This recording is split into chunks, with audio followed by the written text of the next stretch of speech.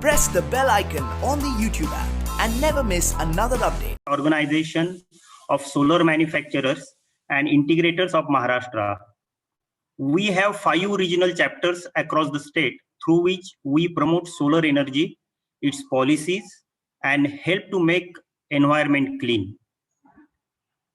Though our members, through our all members, we are associated directly and indirectly with more than 1 lakh people, and thus we are related with every corner of the solar industry. And we are one of the largest association of solar in India. MASMA unites all manufacturers, integrators, dealers engaged in the solar photovoltaic and solar water system in the Maharashtra. MASMA is integrating and coordinating with central ministry like MNRE, Ministry of Power, state ministries, state nodal agencies like MEDA in creating awareness among the general people to adopt the solar power systems. MASMA conducts training programs for installers, students, electricians, and different stakeholders. We coordinate and cooperate with other industrial associations and Chamber of Commerce for modifying and altering the policies so that they are more suitable for the growth of industries. We recognize the importance of MSEDCL. It is providing electricity at every corner of the Maharashtra and thereby taking substantial part in the progress of the state and well-being of the society. We know that we both, that is these two organizations, have very major role to play for making solar energy available to all type of consumers, and for that we need to have very cordial relations. MASMA always encourages constructive dialogue with all agencies, regulators, stakeholders to promote the solar PV energy and to realize the greater dream, the dream to make India, that is our country, energy independent and self-sufficient. We understand that MSEDCL officers, frontline staff, as well as our MASMA members have to work in the current challenging COVID situation. It is our duty to do whatever we can to protect their health. Hence, we have arranged this seminar at this juncture so that all our colleagues and friends can get the proper information about COVID and they can keep themselves safe, healthy, and working. We are also distributing few masks and sanitizer to the frontline staff of the MSEDCL. Today, we have an experienced Dr. Avinash Bondwe sir with us who will enlighten us on the different aspects of the COVID. We also have with us Shri Subhashji Dumre, DG of MEDA, and Shri Sachinji Talewar sir, who is Chief Engineer of a Pune region of MSEDCL. I once again welcome both of them. A brief flow of a webinar will be introduction of Talewar sir by our MASMA president. Talewar sir will speak few words. Then our president will introduce Dr. Avinashji Bondwe. Then Dr. Bondwe will deliver his lecture on all you need to know about the COVID. After that, we will have a question and answer session of 30 minutes and followed by vote of thanks. So that will be the flow of our webinar today. Now I request our president, Shri Rajesh Ji Mutha, to take over. नमस्कार Gandhi sir, तुम्ही अतिशय चांगली मास्मा विषयी चांगली माहिती सांगितली. मी थोडक्यात पहिल्यांदा फक्त 1-2 मिनिट सोलर एनर्जीचं महत्व काय आणि आपल्याला सगळ्यांना एकत्र येऊन का काम करायचं आहे याच्याविषयी 1-2 मिनिटात सांगतो. गेल्या आपण 2 ते 3 वर्षामध्ये बघतो प्रत्येक वेळेला काही ना काहीतरी आपल्याला संकट येत आहे आणि 1 ते 1.5 वर्षापासून आपण कोविडशी खूप लढत आहोत. या व्यतिरिक्त आपण बघतो कधी अवकाळी पाऊस येतो, कधी पूर येतो, कधी दुष्काळ पडतो. पोल्युशनची समस्याही खूप वाढत चालली आहे आणि असं काही दिवसांनी असं होणार की प्रत्येकाला एक ऑक्सिजन सिलेंडर घेऊन श्वास घ्यावा लागेल आणि यासाठी सगळं माणूसच कारणीभूत आहे. आपण बहुतेक निसर्गाच्या विरुद्ध दिशेने आपण चालत आहोत आणि आपण आता जर का बघितली की जी भारतातली इलेक्ट्रिसिटी जी आपण तयार करतो त्यातली 55 ते 60% जी इलेक्ट्रिसिटी आहे ती कोळशापासून करतो आणि यामध्ये आपण कोळसा जाळतो आणि या कोळसा जाळल्यामुळे खूप मोठ्या प्रमाणात पोल्युशन होतं. जवळपास आपण जर का बघितलं की 1 युनिट ज्यावेळेला आपण इलेक्ट्रिसिटी तयार करतो त्यावेळेला 0.9 kg ऑफ CO2 आपण एमिट करतो आणि अतिशय टॉक्सिक गॅसेस आपण एमिट करत असतो. या व्यतिरिक्त आपण 35% आपलं जे रेव्हेन्यू आहे, जे आपण अतिशय चांगल्या कामासाठी वापरू शकतो, ते आपण हे इंधन बाहेरच्या देशांमधून विकत घेण्यासाठी, ऑइल आणि कोळसा घेण्यासाठी वापरतो. तर भारतामध्ये सोलर हे अबंडंट आहे आणि आपण त्याचा जर का प्रॉपर उपयोग केला, तर आपल्याला 100% आपल्या एनर्जीच्या साठी आत्मनिर्भर होता येईल. आणि महाराष्ट्राचं जर का आपण बघितलं, की महाराष्ट्रात जर का मॅक्झिमम आपण असा विचार करू, महाराष्ट्राविषयी मॅक्झिमम विचार करू, की महाराष्ट्रात जर का आपण सोलर एनर्जीचा वापर वाढवायचा असेल, तर आपल्याला या तिन्ही एजन्सीची खूप गरज आहे. आणि म्हणून मी म्हणतो, की ही एक फॅमिली आहे, की मास्मा, मेडा आणि MSEDCL. आणि या सगळ्यांचा रोल यात खूप महत्वाचा आहे. आणि या कामाला गती देण्यासाठी या सगळ्यांची खूप गरज आहे. आणि आता जर का मी म्हणजे आताचे जे सीई जे आहेत आपले सचिन तालेवार सर आणि आपले डीजी जे आहे डुबळे सर, सुभाष डुबळे सर, हे अतिशय कोऑपरेटिव्ह आहेत आणि आतापर्यंत माझा खूप चांगला अनुभव आहे. आम्ही कधी पण त्यांना अपॉइंटमेंट मागितली तर विदिन 1 दिवसात आम्हाला अपॉइंटमेंट मिळते आणि खूप काही कोऑपरेशन ते करतात आम्हाला.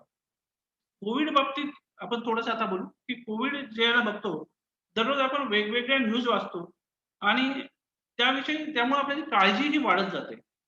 आणि ज्यावेळेला वेगवेगळ्या अननेसेसरी न्यूज वाचल्यामुळे जी काळजी वाढते, त्यामुळे मॅक्झिमम एनर्जी जी आहे आपली, मानसिक जी आपली एनर्जी आहे ती ड्रेन होत जाते. मानसिक शक्ती आणि प्रतिकार शक्ती ही पण कमी होते. आणि जर आपल्याला ही ऑथेंटिक माहिती मिळाली, तर आपली काळजी ही खूप कमी होईल. आणि त्यासाठीच आपण आज डॉक्टर अविनाश बोंडवे यांना आमंत्रित केलेलं आहे आणि ते आपल्याला गाईड करणार आहेत. तर आता आपण मी थोडंसं आता जे सचिन तालेवार सर जे सीई आहेत त्यांच्याबद्दल थोडं सांगतो. हे पाठीमागच्या 3 वर्षापासून पुण्याचे सीई आहेत. याच्यापूर्वी ते नागपूर, लातूर आणि जालना या ठिकाणी त्यांनी काम केलेलं आहे आणि he has completed PGDBA in power management from Gurgaon. तर सीई सर 1-2 मिनिट तुम्ही थोडंसं आम्हाला मार्गदर्शन करावं.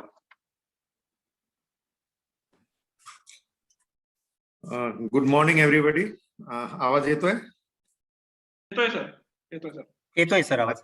आजच्या या वेबिनारला अरेंज करणारे मेस्माचे श्री राजेशजी मुथा, गांधीजी, समीर गांधीजी, नंतर सुभाष दुमारेजी आणि डॉक्टर अविनाश भोंडवे जे आज आपले मुख्य वक्ता आहे, जे आपल्याला गाईड करणार आहे ते, आणि सर्व या वेबिनारला उपस्थित असलेले सर्व लोक, आमचे काही अधिकारी कर्मचारी सुद्धा याच्यात जॉईन झालेले आहेत. आज महाराष्ट्र सोलर मॅन्युफॅक्चरिंग असोसिएशननी जो एक चांगला उपक्रम वेबिनारच्या माध्यमातून घेतलेला आहे, त्याच्याकरता मी सर्वप्रथम त्यांचं अभिनंदन करतो.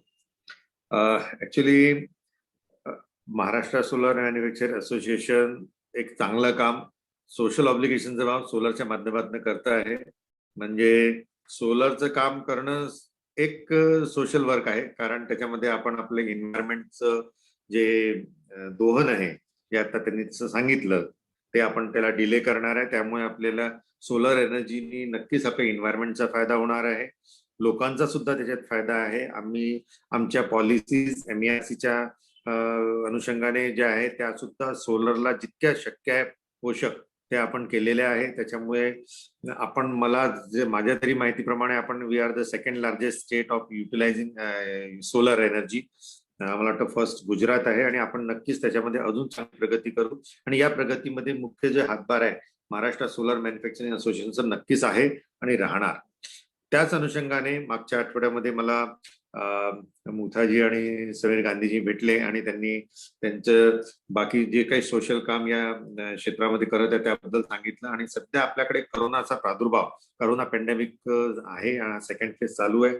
त्या अनुषंगाने असं म्हणायचं की याबद्दल लोकांना भरपूर कन्फ्युजन्स आहे आणि व्हॉट्सअपमध्ये वेगळ्या वेगळ्या प्रकारचे लोक वेगळ्या प्रकारची माहिती देतात.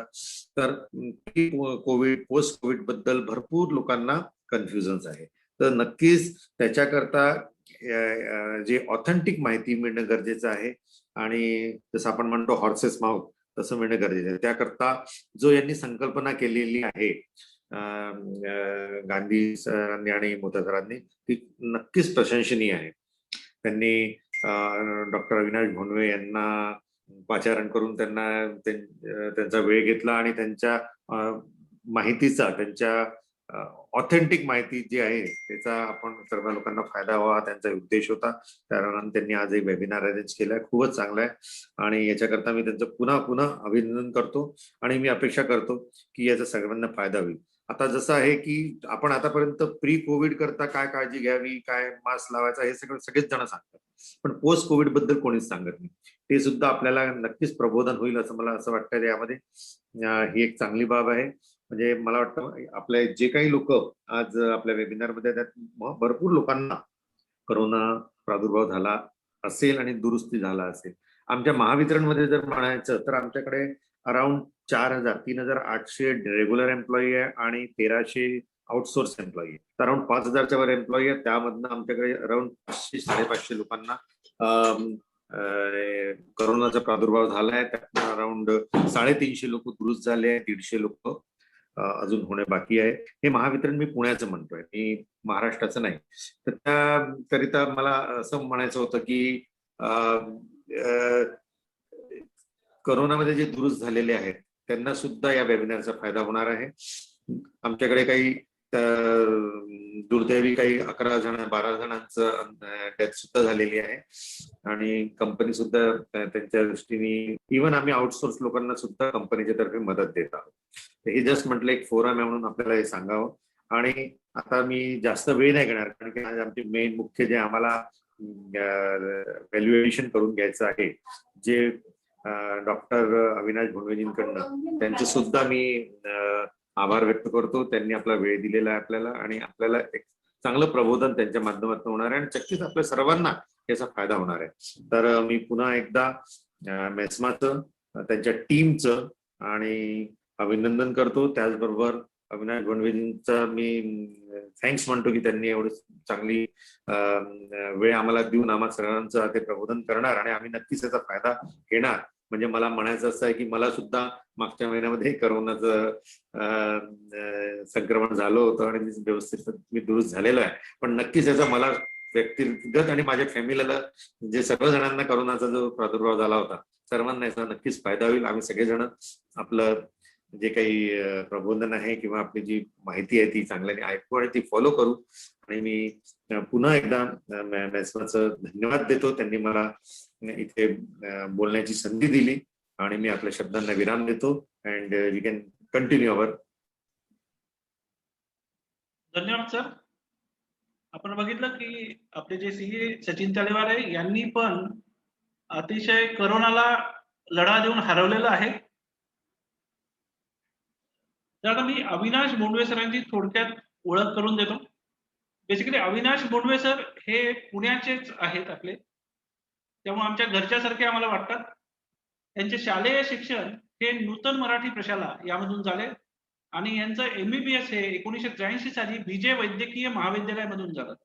त्यानंतर FCGP हे त्यांनी 2016 मध्ये केलं आणि विद्यार्थी दशेपासूनच त्यांना लिखाण आणि याची खूप आवड होती. जवळपास यांनी 5,000 पेक्षा जास्त आरोग्यविषयक लेख विविध वृत्तपत्रात, मासिकात, नियतकालिकेमध्ये प्रकाशित केलेले आहेत. त्यानंतर 1,000 पेक्षा जास्त मुलाखती त्यांनी दिलेल्या आहेत वेगवेगळ्या आरोग्यविषयक विषयी. त्यानंतर शाळा, महाविद्यालय, रोटरी क्लब, सामाजिक संस्था, हे 2,000 पेक्षा जास्त आरोग्यविषयक भाषणे त्यांनी दिलेली आहेत.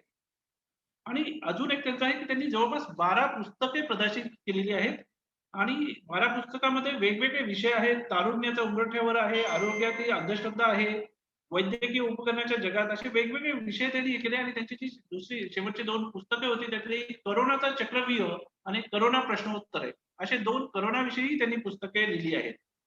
आणि 2021 मध्ये त्यांची अजून 6 पुस्तके नवीन येण्याची अपेक्षा आहे. त्यानंतर थोडंसं त्यांचं सार्वजनिक संस्थेमध्ये ते काय पदावर आहे ते बघू. ते dean IIM college of general प्रॅक्टिशनरचे डीन आहेत. त्यानंतर ते एक्स प्रेसिडेंट इंडियन मेडिकल असोसिएशनचे एक्स प्रेसिडेंट आहेत. त्यानंतर इंडियन मेडिकल असोसिएशन महाराष्ट्र राज्याचे ज्येष्ठ उपाध्यक्ष आहेत. इंडियन मेडिकल असोसिएशनचे अध्यक्ष पण होते, म्हणजे हे सगळे पाठीमागे होते ते. त्यानंतर जनरल प्रॅक्टिशनर्स असोसिएशन पुणेचे पण अध्यक्ष ते पूर्वी होते. त्यानंतर रोटरीचे डिस्ट्रिक्ट गव्हर्नर म्हणून असिस्टंट गव्हर्नर हे 2015-16 मध्ये ते होते. त्यानंतर पुणे शनिवारवाड्याचे रोटरी क्लबचे ते अध्यक्ष पण होते. अशी खूप काही त्यांनी वेगवेगळी पदं वेगवेगळ्या असोसिएशन मध्ये भूषवली आहेत. त्यांना वेगवेगळे पुरस्कार पण मिळाले. डॉक्टर ऑफ द इयर हा पुरस्कार त्यांना मिळाला. त्यानंतर डॉक्टर सुरेश नाडकर्णी मित्रमंडळ पुरस्कार, त्यानंतर करोना वॉरियर पुरस्कार, छत्रपती संभाजीराजे पुरस्कार, महाराष्ट्र राज्य पत्रकार संघ पुरस्कार असे वेगवेगळे पुरस्कार त्यांनी मिळालेले आहेत. तर आता ते आपल्याला आज करोना विषयी आणि जास्त काही माहिती सांगतील. गुडवे सर. धन्यवाद राजाशी.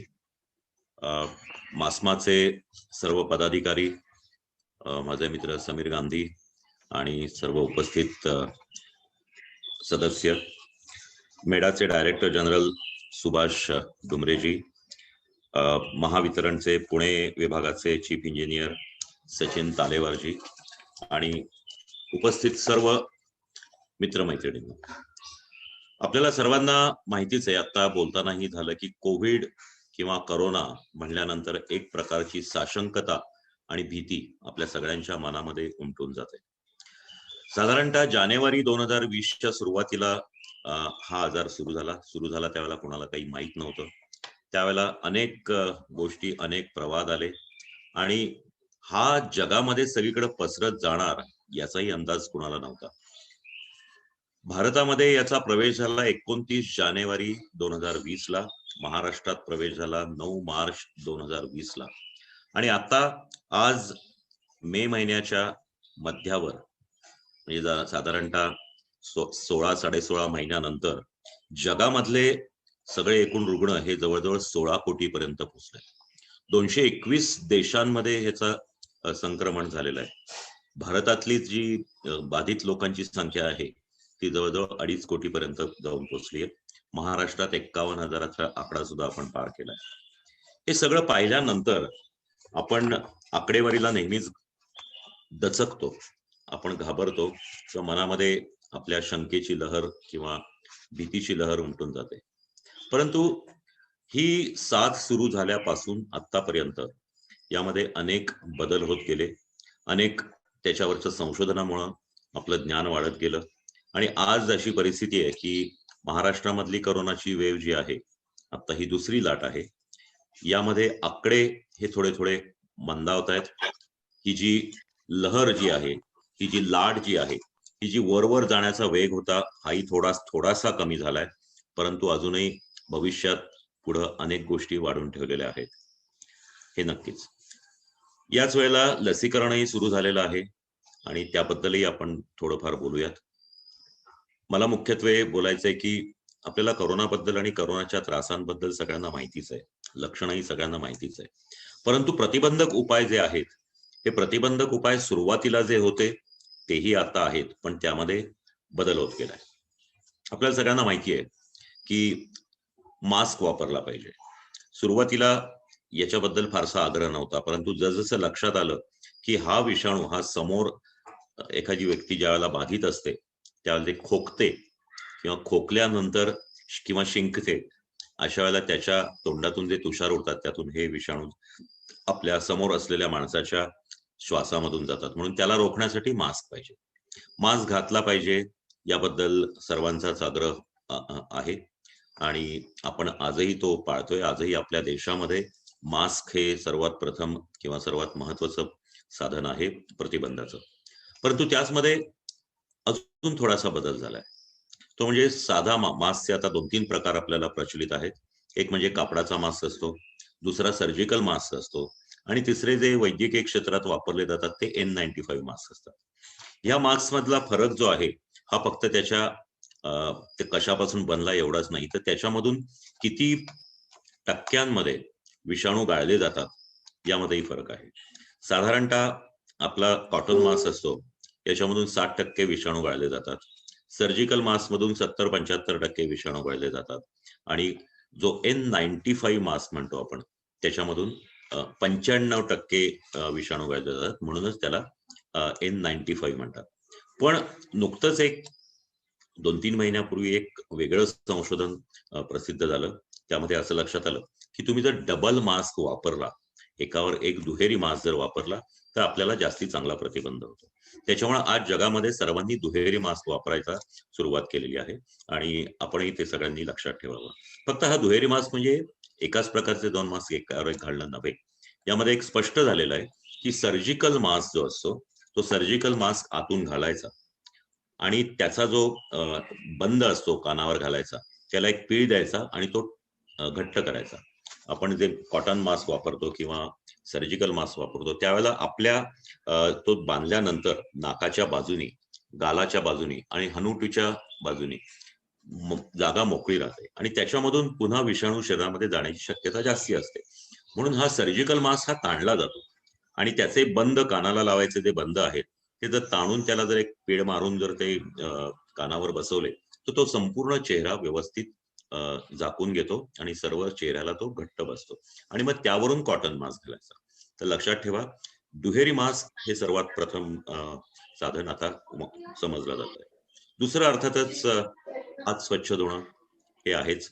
फक्त यामध्ये पुन्हा पुन्हा एक सांगतो आपण की साबण पाण्याने हात धुणं हे महत्वाचं आहे आणि जिथं पाणी नसेल तिथं सॅनिटायझरचा वापर करा. आपल्यापैकी अनेक जण उद्योजक आहेत, अनेक जण व्यावसायिक आहेत किंवा सरकारी नोकरीमध्येही आहेत. तर या लोकांनी बाहेर जाताना जिथं पाणी नसेल अशा ठिकाणी त्यांनी आपल्या बरोबर सॅनिटायझर ठेवलंच पाहिजे. फक्त हे सॅनिटायझर किंवा साबणाने हात धुणं याचं एक वेळ मध्यंतरी लोकांना लागलं होतं. आमच्याकडे अनेक पेशंट्स असे येतात की त्यांना सॅनिटायझर वापरून लक्षात ठेवा त्याच्यामध्ये अल्कोहोल असतं आणि त्याच्यामध्ये आपण ज्यावेळेला हाताला लावतो त्यावेळेला ती पातळी विरघळली जाते. त्याच्यामुळे ते विनाकारण जास्त वापरू नका. वरचेवर धुवा, वरचेवर स्वच्छ करा. याचा अर्थ ज्या वेळेला आपला हात नाकाला, तोंडाला किंवा डोळ्याला लागणार आहे त्यावेळेलाच तो तुम्ही हात सॅनिटायझरने धुतले पाहिजेत किंवा काही संशयास्पद ठिकाणी जर चुकून हात लागला तर नकळत नाका तोंडाला लागू नये म्हणून त्यावेळेला आपण हात धुतले पाहिजेत.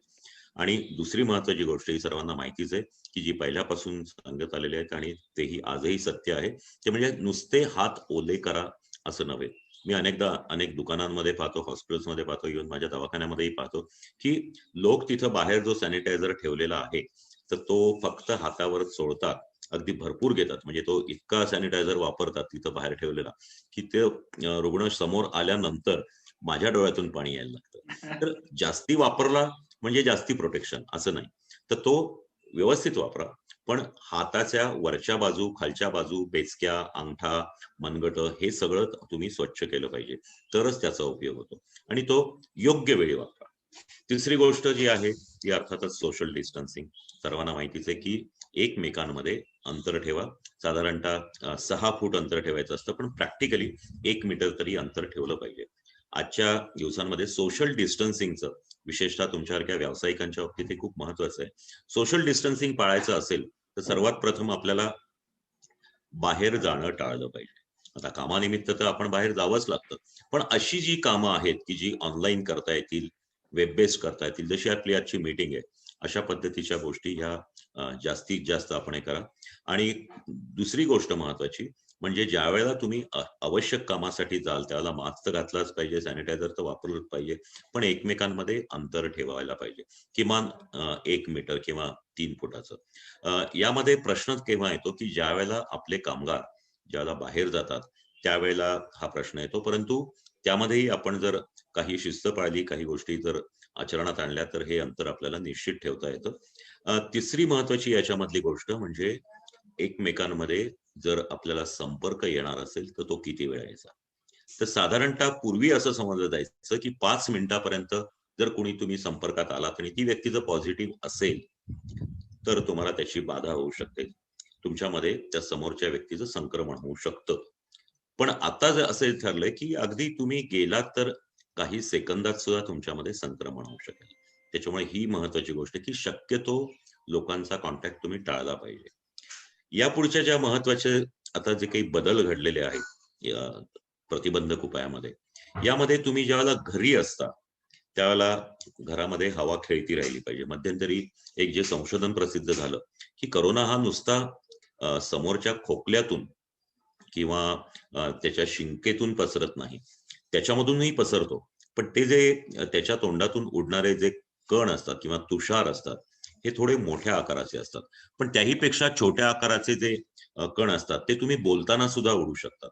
तुम्ही बोलत असाल किंवा एखादी व्यक्ती गात असेल, एखाद्याने जांभई दिली आणि त्यावेळेला त्याच्या तोंडावर मास्क नसेल तर त्यातूनही अतिशय सूक्ष्म असे कण हे बाहेर पडतात आणि हे जे आहे हे हवेतून दूरवर सुद्धा जाऊ शकतात. मध्यंतरी लॅन्सेटमध्ये त्याच्यावर एक संशोधनपर निबंध प्रसिद्ध झाला होता. त्या लेखामध्ये असं स्वच्छ लिहिलं आहे, त्यांनी त्याच्यावर खूप संशोधन केलं की कोरोनाच्या याच्यामध्ये ज्यावेळेला आयसोलेशन किंवा क्वारंटाईन मध्ये ज्यावेळेला वेगवेगळ्या खोल्यांमध्ये वेगवेगळ्या ब्लॉक्स मध्ये पेशंट्स ठेवले होते, त्यावेळेला जे बाधित नव्हते ते सुद्धा बाधित झाले. याचा अर्थ हा हवेतून पसरतो, थोडा जास्ती दूरंतरावरून पसरतो. त्यासाठी त्यांनी अनेक प्रयोग केले. त्यामध्ये एक महत्वाची गोष्ट अशी होती, त्यांनी काही प्राण्यांवर प्रयोग केला. त्या प्राण्यांच्या प्रयोगामध्ये त्यांच्या लक्षात आलं की काही बऱ्याच अंतरावर त्या 2 प्राण्यांचे ग्रुप ठेवण्यात आले. एकाला त्याचे विषाणू टोचून ते पॉझिटिव्ह करण्यात आले आणि त्यांचा जो उच्छवास बाहेर जात होता तो एका डक्ट मधून दुसऱ्या प्राण्यांमध्ये सोडले गेले आणि त्यावेळेला असं लक्षात आलं की हे दूरवर जातात आणि तो जो दूर अंतरावर असलेल्या प्राण्यांमध्येही हे विषाणू आढळले. एवढंच नव्हे तर अनेक ठिकाणी जे एअर कंडिशनर असतात, एअर कंडिशनरचे जे डक्ट्स असतात, विशेषतः जे कॉमनली वापरले जातात अशा डक्ट मध्ये सेंट्रल एसी मध्ये विषाणूंचं त्यांना हे सापडलं. तर आता त्यामुळं आपल्या घराची दारं खिडक्या उघडी ठेवणं हे सुद्धा एक प्रतिबंधक उपाय हे केलाय. तुम्ही घराचे दारं खिडक्या उघड्या ठेवा. मुख्य दार आजकाल आपण उघडं ठेवत नाही. आत्ताच्या आपल्या या फ्लॅट संस्कृतीमध्ये मुख्य दार उघडं ठेवणं हे शक्य होत नाही, परंतु घरातली इतर दारं बंद करून ठेवू नका. सर्व खिडक्या उघड्या ठेवा आणि पंखा चालू ठेवा. एसी वापरू नका, कारण एसी वापरायला आपल्याला पुन्हा दारं खिडक्या बंद कराव्या लागतात. त्याच्यामुळे घरामध्ये हवा खेळती राहिली पाहिजे.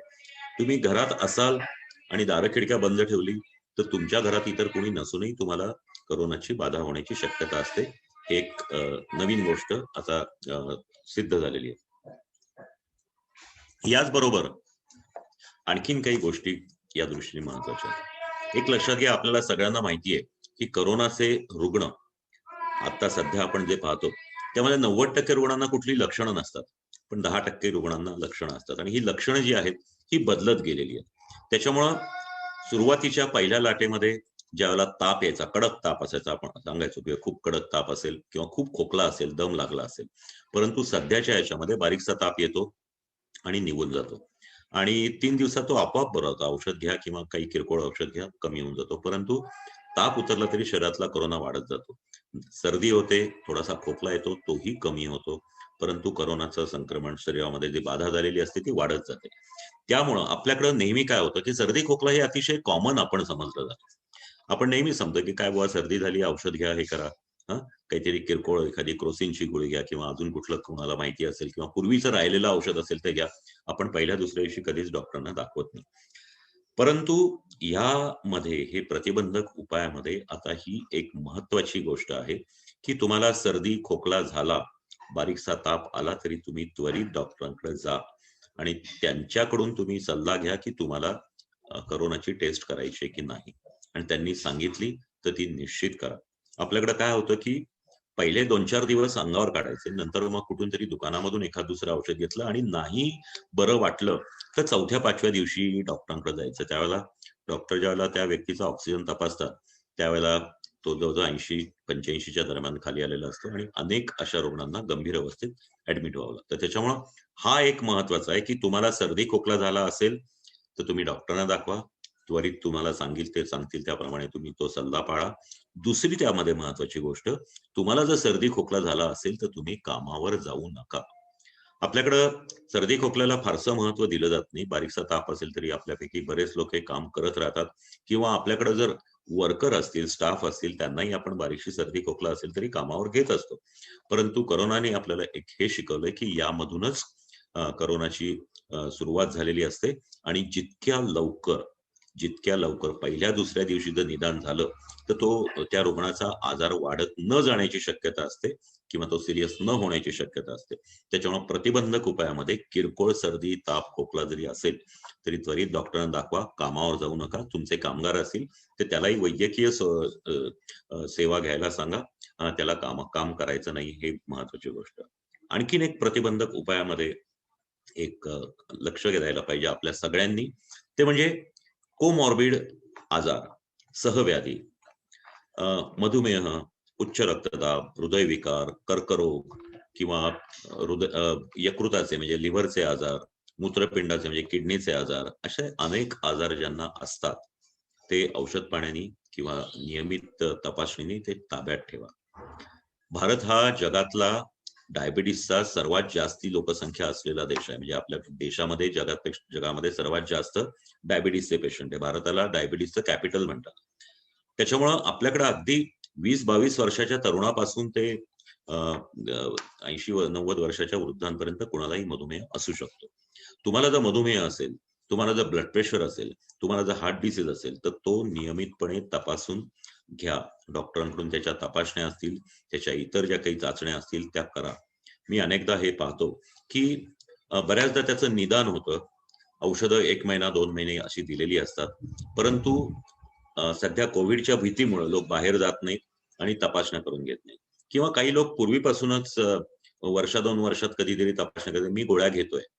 तुम्ही गोळ्या घेत असाल, तुम्ही औषध घेत असाल, तरी तो आजार नियंत्रणात आहे का हे पाहणं आवश्यक आहे. त्याच्यामुळे प्रत्येकाला हे पक्क लक्षात ठेवा की तुम्हाला कुठलीही कोमॉर्बिड कंडिशन असेल, कुठलाही दीर्घकालीन आजार असेल, तर तो नियमितपणे ताब्यात ठेवला पाहिजे. कारण हे अगदी पहिल्या लाटेपासून लक्षात आले की ज्यांना हे आजार असतात त्यांना याची बाधा लवकर होते, आणि ज्यांना ते बाधाही लवकर होते आणि त्यांचा आजार जास्ती गंभीर होतो. आणि मृत्यू दर आपण जर पाहिला तर त्यामध्ये कोमॉर्बिड कंडिशन्स असलेल्या व्यक्तींची संख्या ही खूप जास्ती आहे. त्याच्यामुळं आपण स्वतः, आपले सहकारी, आपले कामगार यांच्यामध्ये कोमॉर्बिड कंडिशन असतील तर त्यांनाही तुम्ही सल्ला द्या की ह्या गोष्टी आपण पाळल्या पाहिजेत. आज डायबिटीस किंवा मधुमेह किंवा म्हणजे डायबिटीस किंवा हृदयविकार, ब्लड प्रेशर हे फक्त एलिट लोकांचे आजार राहिले नाहीयेत. अगदी कामगारांमध्ये, ग्रामीण लोकांमध्ये सुद्धा ते आहेत. आपल्या भारतीयांच्या रक्तातच आहे ते. जेनेटिकलीच आपण अशा पद्धतीने हे केलो की आहोत की ज्यामुळे आपल्या देशामध्ये याचं प्रमाण जास्त आहे. तर हा एक प्रतिबंधक उपाय सांगितला जात नाही, तर तो बऱ्याचदा लक्षात घ्या. अशा अनेक गोष्टी आपल्याला सांगता येतील. पण आणखीन एक महत्वाची गोष्ट म्हणजे लसीकरण करून घ्या. आज लसीकरण हा एक असा उपाय आहे की आज कुठलंही औषध नाही, करोना होऊ नये म्हणून औषध नाही, करोना व्हावा, करोना झाल्यावर तो बरा करणाराही औषध नाही. जसं टायफॉइडसाठी औषध आहे किंवा इतर काही तुम्हाला काही आजार झाले असतील तर औषध. अगदी कांजिण्यासारख्या किंवा नागिणीसारख्या व्हायरल याच्यावरही, स्वाईन फ्लू सारख्या व्हायरल आजारांवरही ते पूर्ण नष्ट करणारं औषध आहे, पण करोनावर नाही. त्याच्यामुळं लस हा एकच प्रतिबंधक उपाय. प्रत्येकाने योग्य त्यावेळी तुम्हाला ज्यावेळेला संधी असेल त्यावेळेला लसीकरण करून घ्या. ज्याप्रमाणे सांगितले त्याप्रमाणे 2 डोसेजेस घ्या. आता ते तुम्हाला कल्पनाच आहे की जर तुम्ही जे मिळेल ती लस घ्या. सगळ्या लसी ह्या तुम्हाला प्रोटेक्ट करणार आहेत. त्याच्यामुळे हा सर्वात महत्वाचा उपाय आहे. ज्यांना कोवॅक्सिन घेतलं असेल त्यांनी पहिला डोस घेतल्यावर 28 ते 42 दिवसात दुसरा डोस घ्या. ज्यांनी कोविशिल्ड घेतलंय त्यांनी नुकत्याच आलेल्या ज्या नवीन गाईडलाईन्स आहेत त्याप्रमाणे 12 ते 16 आठवड्यात म्हणजे 3 ते 4 महिन्याच्या आत दुसरा डोस घ्यायला पाहिजे. काही दिवसांनी स्पुटनिक किंवा स्पुटनिक लाईट किंवा अशा अनेक लसी येत्या काही दिवसात 8 प्रकारच्या लसी उपलब्ध होणार आहेत. तुमचं ज्या वेळेला फक्त पहिला डोस जो घेतला असेल तेच दुसरा डोस घेतला पाहिजे, पण लसीकरण हे झालं पाहिजे. कुठलीही संधी सोडू नका. आणि याच्यासाठी तुम्हाला अनेकांना असं वाटतं की मला आजार आहे, मला औषधं चालू आहेत, मला अमुक आहे, यावर विश्वास ठेवू नका. आता काही दिवसात म्हणजे आता जे लसीकरण चालू आहे ते 18 वर्षावरील व्यक्तींसाठी आहे. अजूनही ज्या प्रेग्नंट लेडीज आहेत, ज्यांना गरोदर स्त्रिया आहेत, त्यांना लस दिली जात नाही, किंवा ज्या अंगावर बाळाला पाजतात त्यांना लस दिली जात नाही. पण येत्या काही दिवसात त्यांच्यासाठी सुद्धा हे लसीकरण उपलब्ध होणार आहे. आणि त्याचबरोबर 2 ते 18 वर्षाच्या मुलांसाठी सुद्धा त्याचं संशोधन चालू आहे. येत्या 2-3 महिन्यात त्यांच्यासाठी सुद्धा लस उपलब्ध होईल. तेव्हा जेव्हा कधी तुमच्यासाठी, तुमच्या प्रियजनांसाठी, तुमच्या सहकाऱ्यांसाठी, तुमच्या कामगारांसाठी आणि इतर कोणासाठी ज्यावेळेला लस उपलब्ध होईल त्यावेळेला ती घ्या. आणि ती घेण्यासाठी तुम्ही निश्चितच लोकांना प्रवृत्त करा. या सगळ्या गोष्टी प्रातिनिधिक आपल्याला आजार टाळण्यासाठी आहेत. त्याचबरोबर आपला आहार व्यवस्थित ठेवा. आपला व्यायाम जो आहे, आता लॉकडाऊनमुळे तुम्हाला बाहेर जाता येत नाही, परंतु तुमच्या सोसायटीमध्ये इव्हन तुमच्या घरामध्ये सुद्धा काही व्यायाम आपण करू शकतो. योगासनं आहेत किंवा जोर बैठकांसारखे आजार आहेत मर्यादित स्वरूपात. सूर्यनमस्कार घालू शकता तुम्ही. सर्व सोलर एनर्जीचे विक्रेते आणि मॅन्युफॅक्चरर आहात, त्याच्यामुळं सूर्यनमस्कार घालणं हे मला वाटतं तुमच्या पक्क लक्षात राहावं. या पद्धतीच्या गोष्टींनी आपण हा आजार दूर ठेवू शकतो. आणखीन एक महत्वाची गोष्ट म्हणजे शास्त्रीय माहिती जी डॉक्टर सांगतील किंवा जी अधिकृत ठिकाणी सांगितली जाईल सरकारतर्फे किंवा काही वैज्ञानिक संस्थांतर्फे, त्यावरच विश्वास ठेवा. आज व्हॉट्सअपवर किंवा अनेक सोशल मीडियावर अनेक पद्धतीचे चुकीचे मेसेज येतात किंवा चुकीच्या गोष्टी येतात, त्याचं अंधानुकरण करू नका. आणि अत्यंत साध्या गोष्टींपासून अघोरी गोष्टींपर्यंत हे पसरलेले आहेत. त्यामध्ये अमुक खा म्हणजे प्रतिकार शक्ती वाढते, तमुक खा म्हणजे प्रतिकार शक्ती वाढते. लक्षात ठेवा, कुठलंही औषध घेतल्याने प्रतिकार शक्ती वाढत नाही, कुठलंही. आणि त्यासाठी तुमचा योग्य तो आहार, तुमचा व्यायाम आणि योग्य विश्रांती, व्यसनांपासून मुक्ती, ह्या गोष्टीच तुमचं आरोग्य चांगलं ठेवतात आणि तुमची प्रतिकार शक्ती चांगली ठेवते. त्यामुळं जे काही अघोरी उपाय किंवा जे काही उपाय येतात किंवा ज्या काही बातम्या येतात त्यावर विश्वास ठेवू नका. नुकतंच मी पाहिलं म्हणजे की एक व्हिडिओ व्हायरल झाला होता, त्यात एक स्त्री ही आगीचे गोळे खात होती. एक कत्ता मध्यंतरी बातमी प्रसिद्ध झाली होती की शेण आणि गोमूत्र अंगाला फासलं आणि त्यांनी जर गोमूत्राने आंघोळ केली तर तुम्हाला करोना होत नाही. भावना, समज किंवा गैरसमज भरपूर आहेत, परंतु शास्त्रीय गोष्टीवरच विश्वास ठेवा. आपण सर्व भारतीय हे थोडेसे शास्त्रीय दृष्ट्या साक्षरता आपली कमी पडते. अनेक लोकांनी सांगितलेल्या गोष्टींवर आपला विश्वास ठेवला जातो, तर त्या गोष्टीवर लक्ष ठेवू नका. पुढचा मुद्दा जो आहे तो म्हणजे समजा एवढं करूनही तुम्हाला जर कोविडची बाधा झाली तर काय करायचं.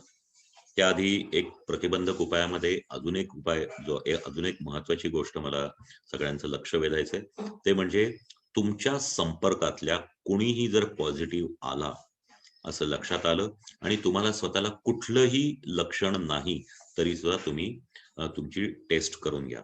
याचं कारण कॉन्टॅक्ट ट्रेसिंग मध्ये ह्या गोष्टी सापडतात. अनेक लोक असे आहेत, 90% लोक असे आहेत की त्यांना लक्षण नसतं परंतु ते पॉझिटिव्ह असतात आणि ते त्यावेळेला तपासत नाहीत. त्यामुळे 2 गोष्टी होतात, त्यांचा आजार एखाद वेळेस पुढे लक्षणं येऊन गंभीर होऊ शकतो किंवा आपल्या प्रियजनांमध्ये तो आजार पसरवू शकतात. तर ह्या गोष्टींकडे लक्ष द्या. आता हे करून जर कुणाचं टेस्ट पॉझिटिव्ह आली तर 2 गोष्टी, पॉझिटिव्ह आलं म्हणजे आपलं काही आता आयुष्य संपलं असं समजू नका. अनेकांना त्याच्यामध्ये टेन्शन येतं, अनेकांना खूप भीती वाटते. आपण बातम्या ऐकतो, आपण आपल्या अनेक प्रियजनांचा त्याच्यामध्ये मृत्यू झालेला आहे किंवा खूप गंभीर स्वरूप प्राप्त झालेलं आहे. पण लक्षात ठेवा, भारतामधला जो मृत्यूदर आहे ना तो 1.9% आहे. 2% धरा, म्हणजे 98% खात्री आहे की आपण बरे होऊ शकतो. 2% जे आहे त्यासाठी आपण सांगितले ते जर आपलं आरोग्य व्यवस्थित ठेवलं तर तेही आपण टाळू शकतो. वेळेवर निदान करून घेतलं आणि आपलं आरोग्य किंवा कोमॉर्बिड कंडिशन्स व्यवस्थित ठेवल्या तेही आपण टाळू शकतो. त्याच्यामुळे आता तुम्ही पॉझिटिव्ह निघालात तर काय करायचं. सर्वात प्रथम पॉझिटिव्ह निघाल्यानंतर तुम्ही तुमच्या डॉक्टरांशी किंवा अधिकृत हॉस्पिटलशी संपर्क साधा. अनेक ठिकाणी कोविड ओपीडी आहे, तिथं आपल्याला योग्य ते मार्गदर्शन केलं जातं. आता यामध्ये कसं आहे की तुम्हाला जर खूप गंभीर लक्षणं नसतील तर तुम्ही घरी राहू शकता. होम आयसोलेशन मध्ये तुम्हाला साधारणतः डॉक्टरांच्या टेलिमेडिसिनच्या ह्याच्या खाली 10 दिवस आणि वर पुढे 7 दिवस असं 17 दिवसाचं होम आयसोलेशन तुम्ही केलं तर तुम्ही कोविड मधून पूर्ण बरे होऊ शकता.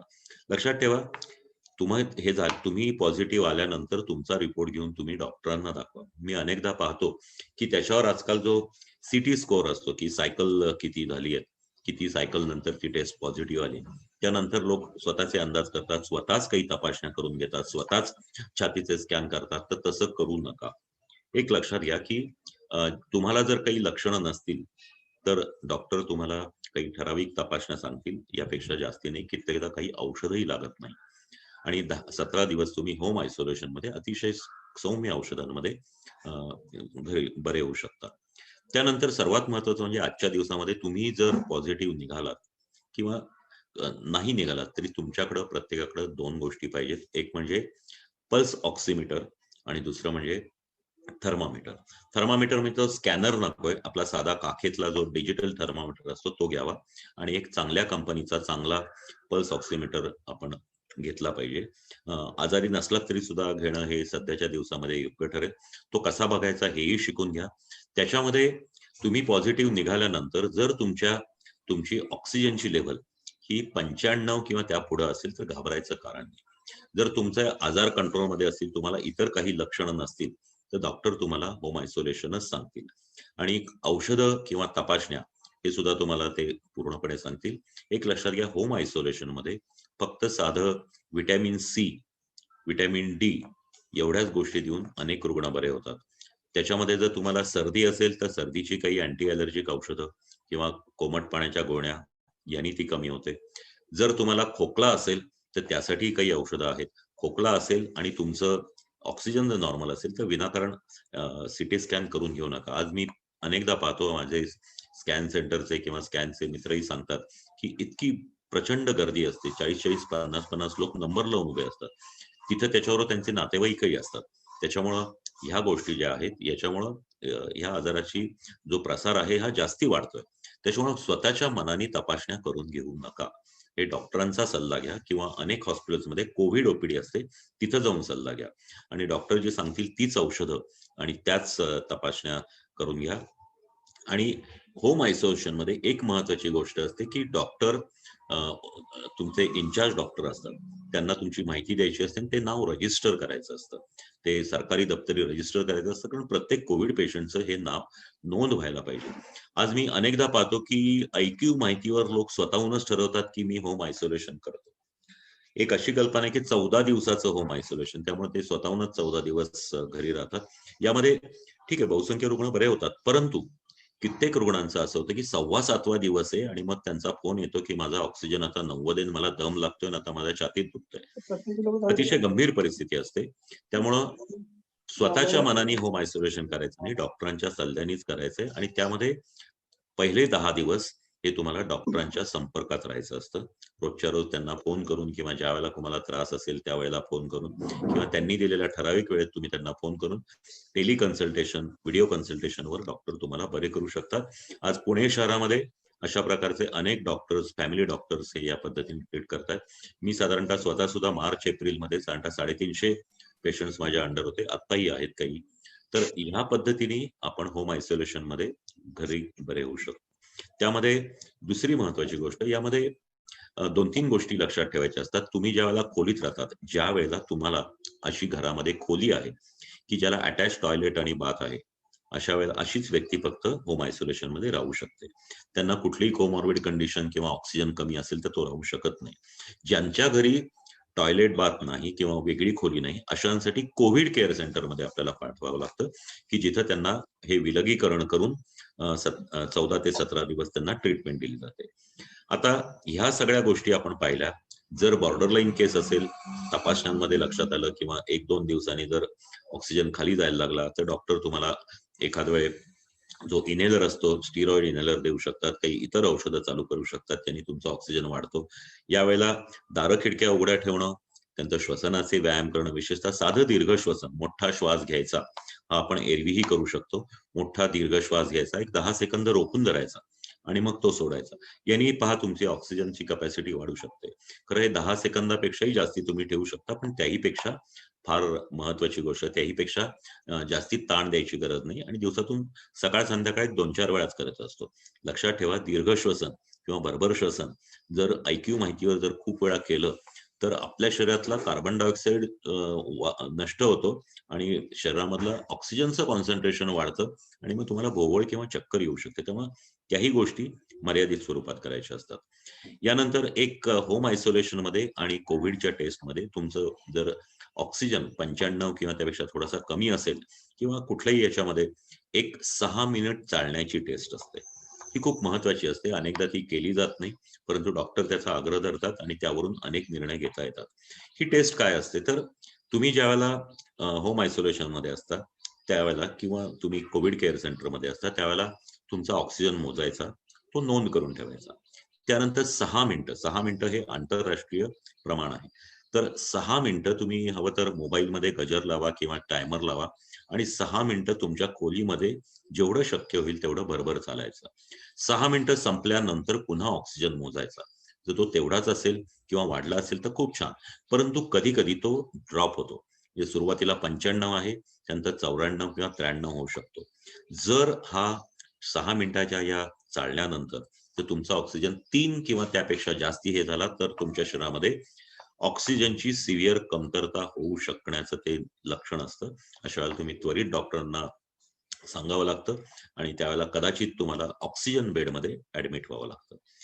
अशा प्रकारचं हे जे होम आयसोलेशन आहे त्यामध्ये आपला नेहमीचा आहार घ्यायचा असतो. सध्या उन्हाळ्याचे दिवस आहेत त्याच्यामुळे विनाकारण आईस्क्रीम खा किंवा इतर ह्या गोष्टी करा, ह्या करायच्या नसतात.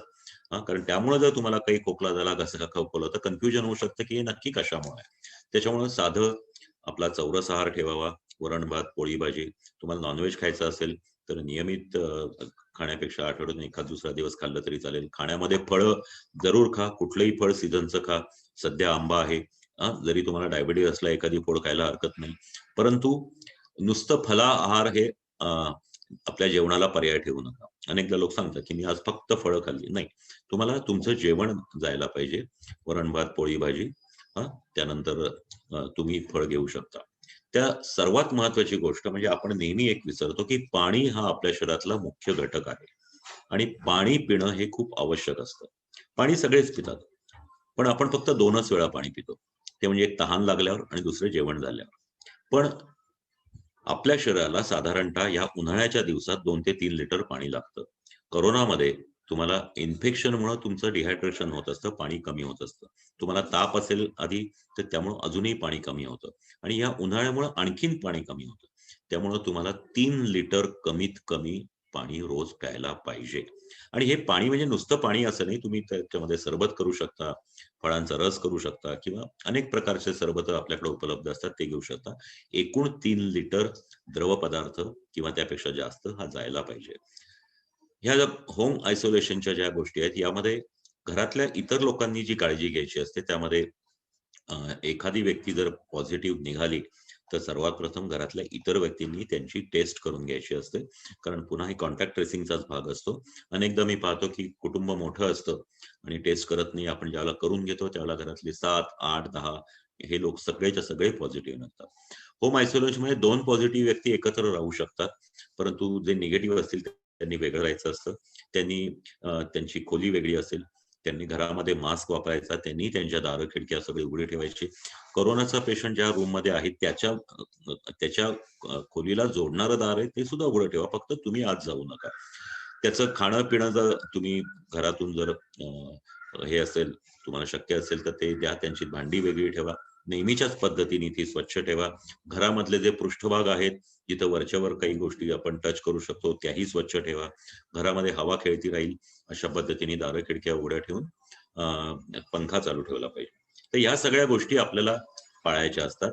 आणि हा जो आत गेलेला माणूस आहे हा 10 दिवसांनी नाही, 10 दिवस औषधं आणि हे घेतो, 10 दिवसानंतर तो कोरोना मुक्त होतो, परंतु त्याच्या शरीरातला जो विषाणू आहे तो आणखीन काही दिवस बाहेर जात असतो. त्याच्यामुळे 17 दिवस त्यांनी त्या खोलीच्या बाहेर पडायचं नसतं किंवा त्याच्या खोलीमध्ये इतरांनी जायचं नसतं.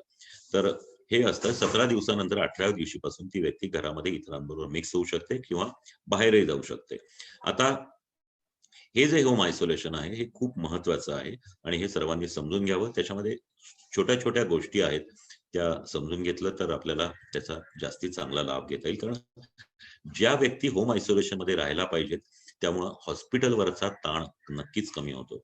सुरुवातीच्या काळात आम्ही पाहिलं की तुम्ही पॉझिटिव्ह निघाला की लगेच लोक हॉस्पिटलमध्ये पळायचे आणि हॉस्पिटललाही आलेला पेशंट हा परत पाठवायची परवानगी नाही, त्यामुळे त्यांना ते दाखल करून घ्यायचे. किमान 15% लोक मध्यंतरीच्या काळामध्ये ज्यावेळेला बेड्स मिळत नव्हत्या त्यावेळेला 15% लोक असे होते की त्यांना खरं हॉस्पिटलायझेशनची गरज नव्हती, पण तरी सुद्धा ते भीतीपोटी ऍडमिट होत होते. तर या पद्धतीच्या गोष्टी व्हायला नाही पाहिजेत.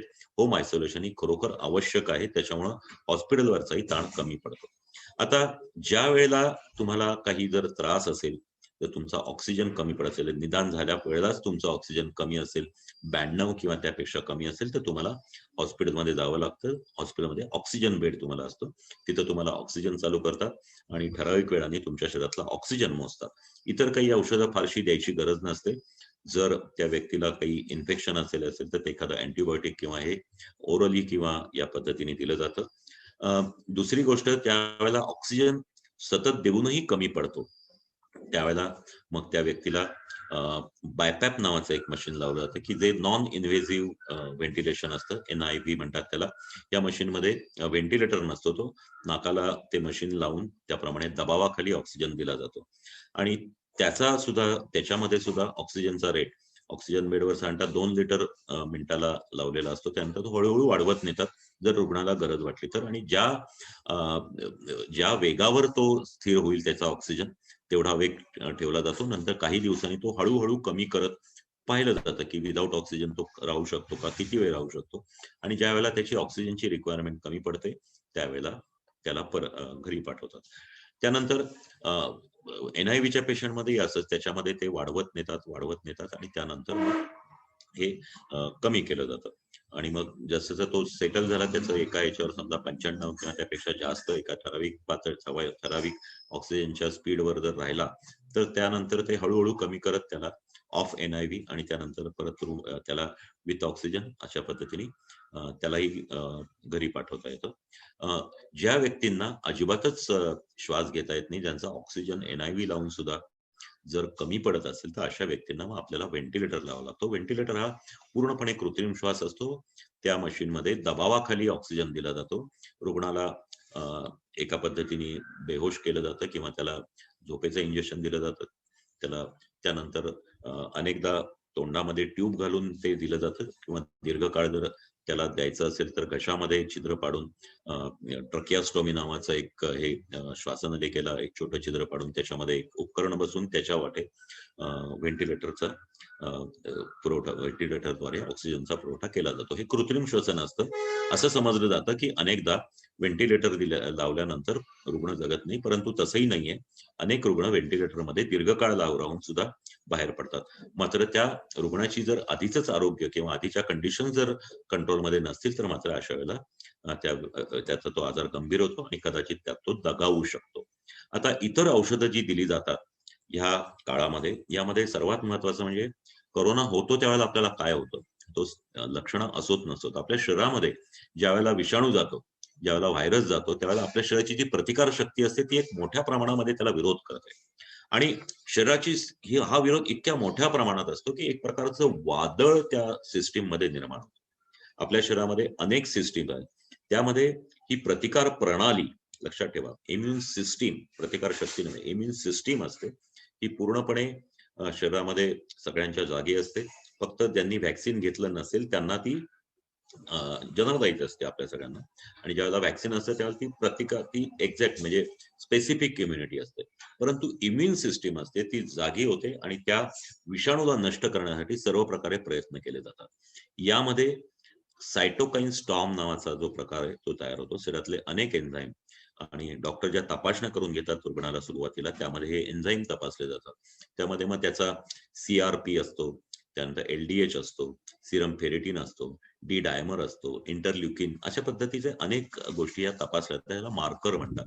आणि हे ज्यावेळेला वाढलेले असतात खूप मोठ्या प्रमाणात, रुग्णाचा ऑक्सिजन कमी झालेला असतो, त्यावेळेला त्याला आपण ऍडमिट करतो आणि ऑक्सिजन बरोबर मग त्याला स्टिरॉइड द्यावी लागतात. ते विचार करून द्यावी लागतात. त्या रुग्णाला जर मधुमेह असेल तरी त्याला ती त्याचा प्राण वाचवण्यासाठी द्यावी लागतात. आता त्याबरोबरच दुसरी एक महत्वाची गोष्ट असते ते म्हणजे त्याच्या कोरोना झाल्यानंतर या प्रतिकार प्रणालीच्या लढाईमध्ये एक प्रकारच्या रक्ताच्या गुठळ्या होण्याची शक्यता असते आणि ते शरीरात सर्वदूर जाऊन इतरही त्रास होऊ शकतात. त्याच्यामुळे रक्त पातळ करणारी काही औषधं, हिपॅरिन सारखी औषधं किंवा इंजेक्शन्स ही दिली जातात इस्पितळांमध्ये आणि ती कातडी खाली दिली जातात, रोजच्या रोज दिली जातात आणि काही दिवसानंतर ती कमी करून तोंडाने दिली जातात. त्याच्यामध्ये तोंडाने दिल्या जाणाऱ्या अँटीप्लेटलेट एजंट म्हणतो आपण किंवा ब्लड थिनर म्हणतो, त्याच्यामध्ये ऍस्पिरिन, क्लोपिडोग्रेल किंवा तत्सम औषधं असतात. तर ही औषधं वापरली जातात. अनेक वेळा असं घडतं की त्या रुग्णाला न्यूमोनिया झालेला असतो आणि त्यावेळेला मग कधी कधी ही अँटीबायोटिक्स जी ICU मध्ये असतात तीही वापरली जातात. रुग्ण ज्यावेळेला ऍडमिट होतो आणि त्याच्या शरीरामध्ये सुरुवातीचे 2 ते 5 दिवस त्याचं हे सायटोकाईन स्टॉर्म खूप वाढलंय, त्याच्यामध्ये व्हायरल लोड खूप आहे, अशा वेळेला डॉक्टर रेमडेसिवीर सारखे इंजेक्शन देण्याचा निर्णय घेतात.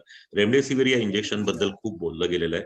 एक लक्षात घ्या, हे अत्यंत आवश्यक असं उपयोगी औषध आहे. त्याला अमेरिकेमध्ये अधिकृतरित्या मान्यता मिळालेली आहे, परंतु ते सुरुवातीच्या काळामध्ये दिलं. त्याचं काम असं आहे, रेमडेसिवीर इंजेक्शन हे विषाणू जे आहेत किंवा व्हायरस जे आहे हा नेहमी आपल्या शरीरात ज्यावेळेला नाकातून प्रवेश करतो किंवा घशामध्ये जातो त्याला आपल्या नाका आणि घशामध्ये जे पातळ आतलं अंतस्थ आवरण असतं त्याला म्युकस मेम्ब्रेन म्हणतात, त्याच्या आत जातो आणि आत गेल्यानंतर तो प्रचंड वेगाने त्याचे पुनरुत्पादन सुरू होते आणि त्यामुळे त्यावेळेला ह्या औषधाचा उपयोग होतो.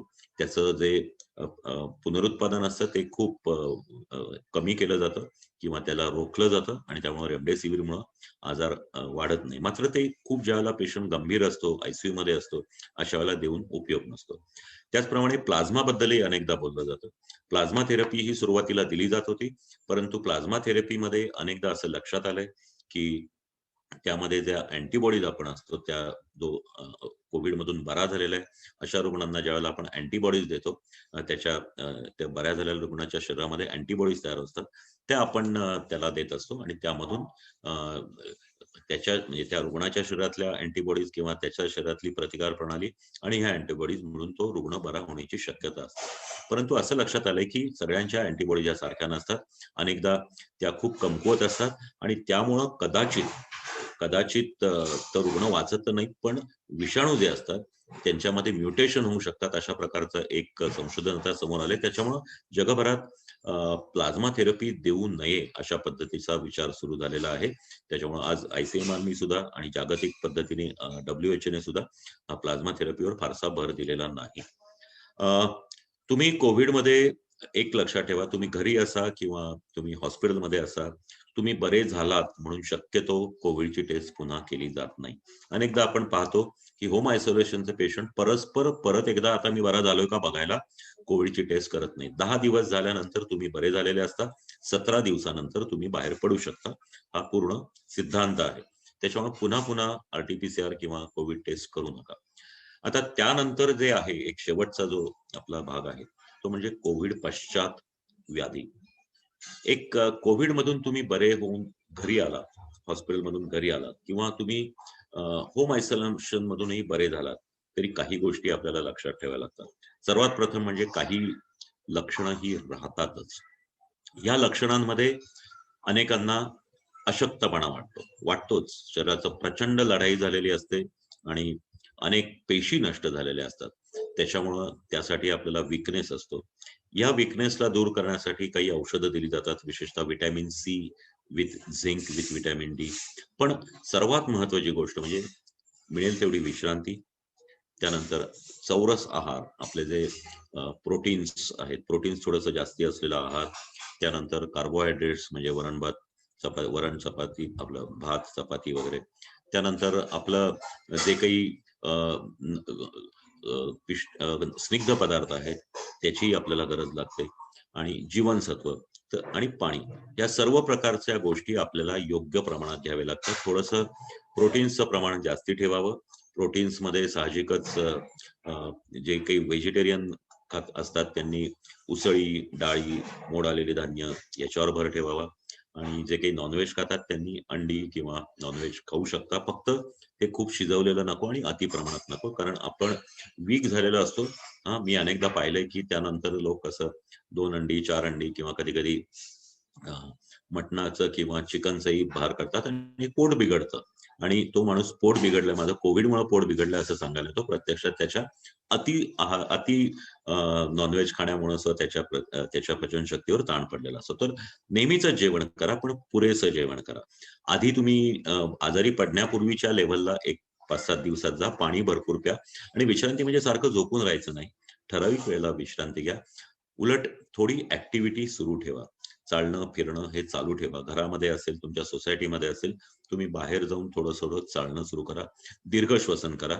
या गोष्टी महत्वाच्या आहेत. कोविडमध्ये दुसरी एक महत्वाची गोष्ट म्हणजे जर आयसीयू मध्ये पेशंट राहून आला असेल तर त्याची श्वसनाची शक्ती कमी होते. अनेकांना असं घरी गेल्यानंतर सुद्धा ऑक्सिजनवर ठेवावं लागतं, काहींना आयुष्यभर ऑक्सिजनवर ठेवण्याची वेळ येते, कारण कोविडमध्ये एक लंग फायब्रोसिस नावाचा प्रकार होतो. त्याच्यामध्ये शरीरामध्ये जे फुफ्फुस असतात, त्या फुफ्फुसामधले जे वायुकोश असतात तर ते नष्ट होतात बऱ्यापैकी, आणि त्याच्यामुळं फुफ्फुसाची श्वास घेण्याची आणि प्राणवायू शोषून घेण्याची शक्ती कमी होते. त्यामुळे या गोष्टींवर लक्ष ठेवायला लागतं.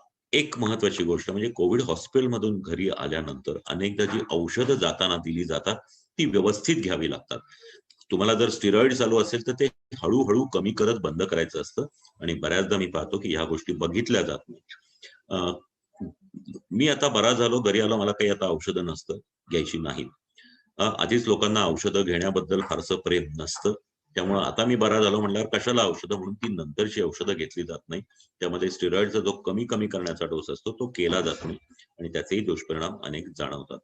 त्याचबरोबर सर्वात महत्वाची गोष्ट म्हणजे हॉस्पिटलमधून डिस्चार्ज होऊन घरी आल्यानंतर किंवा होम आयसोलेशन मधून बरं झाल्यावर 1 आठवड्यानी तुम्ही पुन्हा एकदा डॉक्टरांना भेट द्यायची असते. त्यावेळेला तुमच्यामध्ये या गोष्टी तपासल्या जातात. आज आपण पाहतो की अनेक गोष्टी आहेत. काही जणांच्या जे काही शुगर असते, ज्यांना डायबिटीस आहे, अशा व्यक्तींची शुगर अतिशय, त्यांना स्टिरॉइड दिलं नाही तरी खूप मोठ्या प्रमाणात वाढते, कारण हे जे सायटोकाईन स्टॉर्म होतं किंवा शरीरामध्ये जे काही बदल घडतात त्यामध्ये आपल्या स्वादुपिंडातले जे काही पेशी असतात इन्शुलिन तयार करणाऱ्या, त्यांच्यावरही परिणाम होतो आणि त्यामुळे शरीरातली साखर वाढते. त्याचबरोबर यकृतावरही परिणाम होतो. तर अशा अनेक गोष्टी ह्याच्यामध्ये निघतात. काहींना हृदयविकार असतो, अशांमध्ये रक्ताच्या गाठी पुन्हा निर्माण होऊन त्यांना हृदयविकाराच्या झटके आल्याची ही नोंद आहे. त्याच्यामुळं घरी आल्यानंतर काही दिवसांनी ती औषधं जी दिली आहेत ती व्यवस्थित घ्यावीत, आणि काही दिवसांनी किंवा ती औषधं संपल्यावर किमान 1 आठवड्यानी तुम्ही पुन्हा डॉक्टरांना दाखवलं पाहिजे. या दाखवण्यामध्ये आणखीन एक महत्वाची गोष्ट आहे जी आपण नेहमी ऐकतोय आता सध्या, ती म्हणजे म्युकरमायकोसिस. म्युकरमायकोसिसचा धसका अनेकांनी घेतलाय. लक्षात ठेवा की ज्या व्यक्तींना सध्याच्या दिवसापूर्वी बोलतोय, म्युकरमायकोसिस हा जुना आजार आहे. फक्त तो यापूर्वी वर्षातून 1-2 केसेस बघायला मिळायच्या, परंतु आता या खूप मोठ्या प्रमाणात यायला लागल्यात. म्हणजे महाराष्ट्रात 2000 पेक्षा जास्ती केसेस निघाल्यात गेल्या काही दिवसात. पुण्यामध्ये 270 पेशंट्स आहेत, आणि काही हॉस्पिटल्समध्ये हे 50 पेशंट्स याचे आहेत. महाराष्ट्र सरकारने याच्यासाठी सर्व जिल्हा रुग्णालयांमध्ये, मोठ्या रुग्णालयांमध्ये याचे स्पेशल वॉर्ड करायचं ठरवलंय. खरोखर ही एक मोठी समस्या निर्माण होण्याची शक्यता आहे. हा कुणाला होतोय सध्या? तर ज्यांना आधीपासून मधुमेह आहे, आणि विशेष म्हणजे मगाशी मी सांगितलं तर त्यांनी कंट्रोलमध्ये ठेवलेलं नाही, मला गोळ्या चालू आहेत एवढं, पण प्रत्यक्षात ऍडमिट झाल्यावर ज्यावेळेला पाहिलं जातं त्याला 200-300 ही त्यांची उपाशीपोटी सुद्धा शुगर असते. तर मधुमेह नियंत्रणात नसलेल्या व्यक्तीला करोना झाला आणि त्याला त्याचा जीवरक्षक औषध म्हणून त्याला स्टिरॉइड द्यावं लागलं, तर ती स्टिरॉइडमुळं त्याच्या याची शुगरची जी लेवल असते, साखरेची जी पातळी असते ती आणखीन वाढते.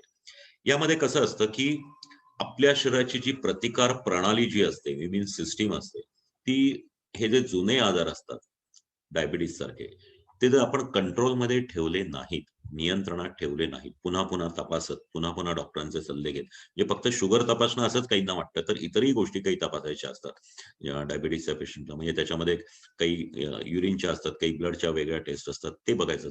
हे जर न बघता तो अनियंत्रित असेल तर तुमची प्रतिकार शक्ती दबली जाते, तुमची प्रतिकार प्रणाली पूर्णपणे 100% काम करत नाही. त्यात पुन्हा या व्यक्तीला स्टिरॉइड दिलं गेलं तर ती प्रतिकार प्रणाली अजून दबली जाते. कारण स्टेरॉइड हे अँटी इन्फ्लेमेटरी म्हणून वापरायचं असतं, परंतु जर सुरुवातीच्याच काळात द्यावं लागलं तर त्याच्यामुळे प्रतिकार प्रणाली दबली जाते, आपली नैसर्गिक प्रतिकार प्रणाली. आणि तिसरी गोष्ट, या व्यक्तीला कोविड ज्यावेळेला होतो त्यावेळेला त्याची प्रतिकार शक्ती पूर्ण कामाला लागलेली असते, त्यामुळं ह्या तिन्हीचा एकत्र परिपाक म्हणून त्याची प्रतिकार शक्ती किंवा प्रतिकार प्रणाली कमी होते. ही कमी झालेली प्रतिकार प्रणाली, काही जी आजूबाजूला काही अशा प्रकारचे जीवाणू असतात, अशा प्रकारचे सूक्ष्म जंतू असतात की ते फायदा घेतात. याला अपॉर्च्युनिटिक इन्फेक्शन म्हणतात. साधी एक गोष्ट लक्षात घ्या की आपल्या घराला आपण कुलूप न लावता बाहेर गेलो किंवा भारत देशाच्या सीमेवरचं सैन्य आपण काढून घेतलं तर काय करेल? शत्रू आपल्या देशामध्ये लगेच घुसेल किंवा चोर आपल्या घरामध्ये घुसतील. तसे हे ऑपॉर्च्युनिटिक इन्फेक्शन जे असतात त्यावेळेला प्रतिकार शक्ती कमी होते, आत येण्याचा मार्ग खुला होतो, त्यावेळेला हे विषाणू जे आहेत हे शरीरावर आक्रमण करतात. हे जीवाणू जे आहेत किंवा हे जे सूक्ष्म जंतू आहेत हे आक्रमण करतात. या सूक्ष्म जंतूंमध्ये आपण व्हायरसेस आहेत, म्हणजे ज्याला आपण विषाणू म्हणतो, जीवाणू म्हणतो, ज्याला बॅक्टेरिया आहेत, त्याचप्रमाणे फंगस असतं. तर हे फंगल इन्फेक्शन असतं, अत्यंत सूक्ष्म डोळ्यांनी न दिसणारी बुरशीजन्य गोष्टी असतात. म्युकरमायकोसिसचा जो जे फंगस आहे त्याला म्युकरमायसेटिस म्हणतात. हे तसं सर्वत्र वातावरणात असतं, विशेषतः जिथं ओलसर भाग असतो त्या ठिकाणी असतं. जर तुमच्या घरात भोवती जर माती असेल, चिखल असेल तर तिथं असतं, घराच्या भिंती ओल्या असतील तर तिथं असतं. कित्येकदा आपण पाहतो की घरामध्ये एअर कंडिशनर असतो, त्याची योग्य ती काळजी घेतली जात नाही. दरवर्षी किंवा दर वर्षातून 2दा त्याच्या डग साफ करणं, पाणी हे करणं, ह्या ज्या गोष्टी असतात ह्या केल्या जात नाहीत. तुमच्या घरामध्ये रेफ्रिजरेटर असतो, त्याच्यामध्ये पाणी साफ केलं जात नाही. कित्येकदा घरातले पडदे, काही लोक गालिचे वापरतात, त्यामध्ये ते साफ केलं जात नाही. तर त्या याच्यामध्ये हा विषाणू असतो आणि तो विषाणू त्या जो कोविडचा पेशंट, जो डायबिटिक आहे, ज्याला कोविड झाला होता आणि ज्याला स्टिरॉइड दिली होती, असा व्यक्ती ज्याला घरी येते त्यावेळेला त्याला ह्या फंगसची बाधा होते. तो नाकातून आत जातो. त्यापूर्वी नाकातून आत जातो आणि नाकामध्ये त्याला सर्दीसारखा प्रकार सुरू होतो. परंतु सर्दी ही जशी आपली पाण्यासारखी किंवा पिकल्यानंतर पिवळा हिरवा शेंबूड बाहेर येतो तसं नाही होत, काळा द्राव बाहेर येतो. हा तोंडातून सुद्धा प्रवेश करतो. तोंडाच्या टाळ्याला, आपल्या जिभेच्या वर जो टाळा असतो तिथेही जखम होते, तिथूनही तो आत प्रवेश करतो, नाकामधून प्रवेश करतो. नाक चोंदल्यासारखं वाटतं, पण नाकातून घाण वास येणारं काळसर पदार्थ बाहेर येऊ शकतो. नाकाच्या बाजूला आपली सायनसेस असतात. ही सायनसेस म्हणजे कवटीमधल्या पोकळ्या असतात की ज्या नाकाला जोडलेल्या असतात. या सायनसेस मध्ये तो लगेच प्रवेश करतो आणि मग सायनसेस सुजतात. सायनसेस म्हणजे आपलं हे जे गालाचं हाड आहे, त्या ठिकाणी तिथं सूज दिसते, ते लाल होतात. शक्यतो हा एकाच बाजूनी जातो आणि त्यात तो भाग लाल होतो, त्याच्यावर पुढे डोळा असतो आणि हा डोळा सुद्धा सुजतो, डोळ्याच्या पापण्या सुजतात, डोळा लाल होतो, पेशंटचं डोकं दुखायला लागतं, त्याला ताप येतो आणि हे सगळं ना अतिशय वेगाने होतं. याचा जो प्रसार आहे, ह्या आजाराचं महत्व एक आहे.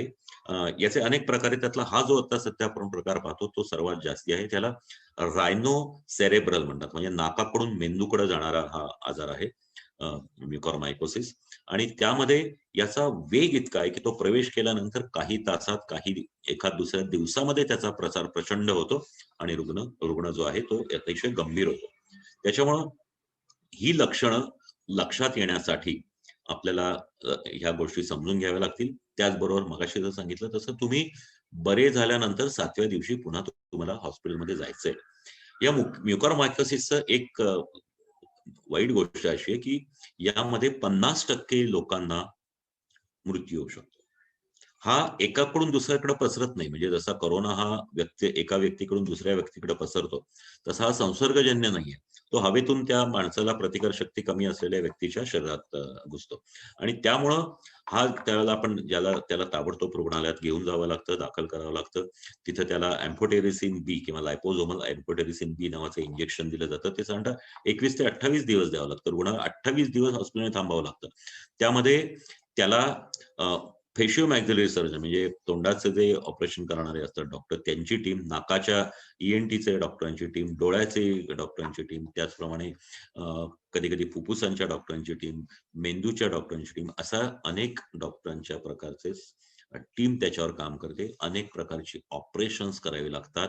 नाकाचं हाड, सायनसेस कापून काढावे लागतात. अनेकदा डोळा सुद्धा कोबणीतून बाहेर काढावा लागतो. म्हणजे त्या व्यक्तीची दृष्टी त्या डोळ्याची पूर्ण जाते.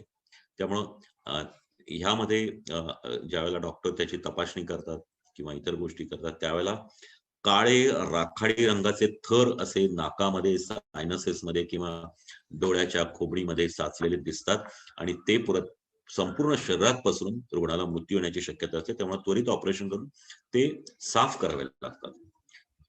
तर ह्या गोष्टी आहेत, ह्या अतिशय गंभीर आहेत.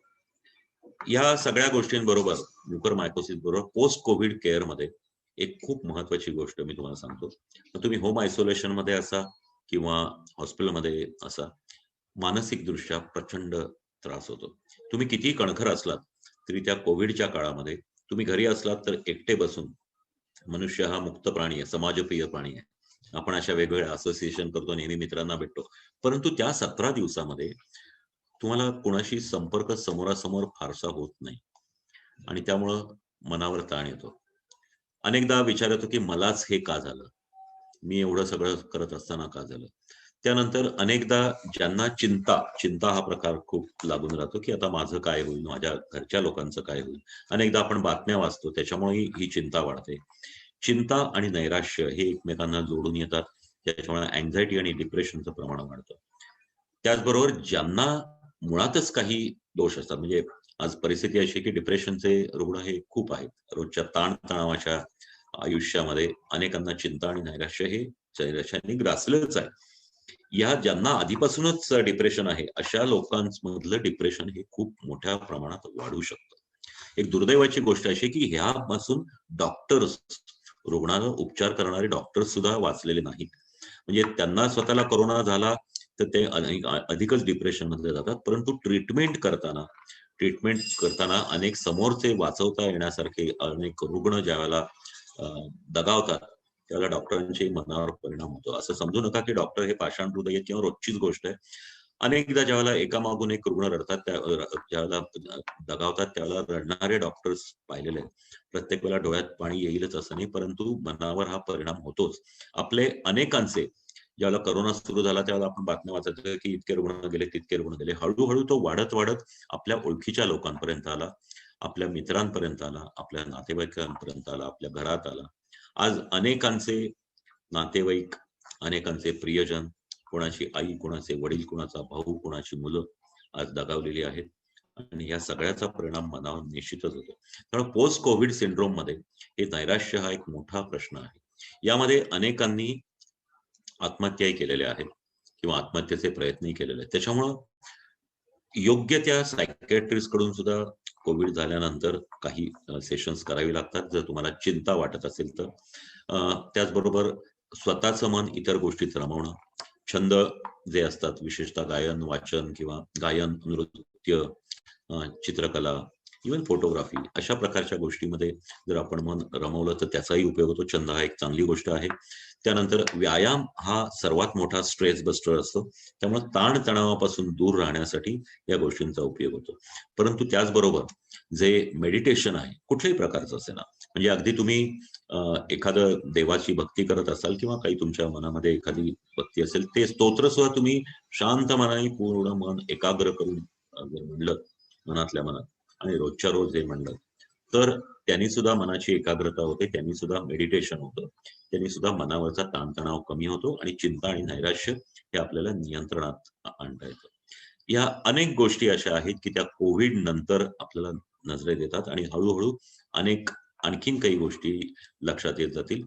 अनेकदा आपण असं पाहतो की कोविड झाल्यानंतर काहींना हातापायाला मुंग्या येणं, चक्कर येणं किंवा नाकाला वास न येणं हे एक लक्षण आहे. ते अनेकदा कोविड बरा झाल्यावरही, त्याला कुठलंही औषध नाही, कोविड बरा झाल्यावरही त्या व्यक्तीला राहतं, मला आता काय, आता मला वास येणारच नाही का, माझा अजून बरा झाला नाही का, अशा प्रकारची चिंता येते. गोष्टी अनेक आहेत, बोलता अजून खूप येईल, परंतु घड्याळ मला दाखवते की ऑलरेडी 12:30 होत आलेले आहेत. तर मी माझं वक्तव्य इथं थांबवतो. जर काही प्रश्नोत्तर असतील तर मला थोडा निश्चित वेळ आहे. जर आपली हे असेल तर काही प्रश्नांना आपण निश्चितच हे करू. थँक्यू. Thank you doctor. अतिशय थोडक्या वेळात कोविडची सर्व बाजूनी अतिशय योग्य आणि आपल्या सर्वांना उपयोगी पडणारी माहिती डॉक्टरांनी दिलेली आहे. शास्त्रीय साक्षरता वाढवा हे अजून आपल्याला 2021 साली सुद्धा सांगावं लागतंय. म्हणजे आपण समाज म्हणून एक सायंटिफिक सोसायटीकडे जायला अजून तयार नाही आहोत आणि पूर्वींच्या काही अंधश्रद्धेचा पगडा अजून आपण फेकून देऊ शकलो नाहीये. हे एक आपलं मोठं फेल्युअर असावं. काळजी घ्या, काळजी करू नका असं डॉक्टरांचं म्हणणं आहे थोडक्यात. कारण चिंता आणि चिता ह्या दोन गोष्टींमध्ये वरच्या फक्त एक अनुस्वाराचा फरक आहे. त्यामुळं योग्य काळजी घेऊन सर्व गोष्टी तुम्हाला दूर ठेवता येतील. मला जे काही चॅटबॉक्स मध्ये आलेले प्रश्न आहेत ते डॉक्टरांसमोर ठेवतो. सर, लहान मुलांना हा कोविड होत नाही असं आजपर्यंत समजलं जात होतं, परंतु तरीही काही केसेस निघाले आहेत. तर special instructions regarding to take care for children, Gopal Patil म्हणून आमचे एक मित्र आहेत, त्यांनी हा प्रश्न विचारलेला आहे. नाही, असं नाहीये. लहान मुलांना होत नाही असं होत नाही. एक लक्षात घ्या की कोविड हा आजार आहे, हा ह्युमन व्हायरस आहे आणि तो सर्व प्रकारच्या, सर्व वयाच्या, जातीच्या, लिंगाच्या, धर्माच्या, वर्णाच्या लोकांना होतो. त्याप्रमाणे तो लहान मुलांनाही होतो. फक्त जी 5 वर्षाखालील लहान मुलं आहेत त्यांना त्याचा त्रास जास्ती होत नाही. असंही एक संशोधन आहे की ही लहान मुलं, त्यांना त्रास होतो ते संक्रमितही करत नाही. त्यांना स्वतःला ते बाधित होतात पण त्यांच्यापासून संक्रमित होत नाही असंही समजलं जातं. आणि साधारणतः 15 वर्षापर्यंतच्या मुलांना फारसे सिरियस त्रास होत नाहीत. हे आकडेवरून लक्षात आलंय. पण संक्रमण निश्चित होतं. आता त्यामध्ये दुसरी एक महत्वाची गोष्ट आहे की आपण जर पाहिलं तर अनेक लहान मुलांना जन्मजात आजार असतात. अनेकांना इव्हन आपण पाहतो की तरुण जन्मजात मधुमेह सुद्धा असतो, हृदयविकार असतात किंवा हृदयामध्ये काही छिद्र हे ते आपण नेहमी ऐकत असतो. मेंदूचे काही आजार असतात, किडनीचे असतात. याचा अर्थ कोमॉर्बिड कंडिशन्स या लहान मुलांमध्ये सुद्धा असतात. हिमोफिलिया सारखे आजार असतात. तर या व्यक्तींना थोडी जास्ती काळजी घ्यावी लागते आणि त्यांच्यामध्ये जर बाधा झाली तर त्यांना कदाचित ते त्रास गंभीर होऊ शकतात. त्याच्यामुळं लहान मुलांची काळजी घेणं म्हणजे त्यांचे जे काही आजार आहेत त्याचं व्यवस्थित औषध पाणी करून घेणं आणि ज्या वेळेला त्यांना सर्दी खोकल्यासारखी लक्षणं दिसतील त्यावेळेला त्वरित तुमच्या बालरोग तज्ञाचा किंवा तुमच्या डॉक्टरांचा सल्ला घ्यावा लागतो. कारण एक आपण पाहतो की 5 वर्षाखालच्या मुलांना नेहमीच अनेकदा वरच्यावर सर्दी होते. त्यांच्यात एकूणच प्रतिकार शक्ती सुरुवातीला 5व्या वर्षापर्यंत कमी असते, तेव्हा सर्दी खोकल्यासारखे आजार सतत होत असतात. त्याच्यामुळे त्यातलाच हा भाग समजून दुर्लक्ष करू नका.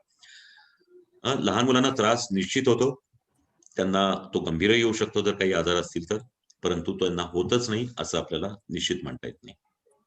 किंवा इथून पुढे जी तिसरी लाट येणार आहे, या तिसऱ्या लाटेमध्ये जे काही त्याचं किती वर्तवलं गेलंय यामध्ये ते लहान मुलांना त्रास होण्याची शक्यता जास्ती आहे. आणखीन एक महत्वाची गोष्ट म्हणजे लहान मुलांच्या खाण्यापिण्याकडे व्यवस्थित लक्ष द्या. चौरस आहार किंवा या गोष्टीवर लक्ष द्या.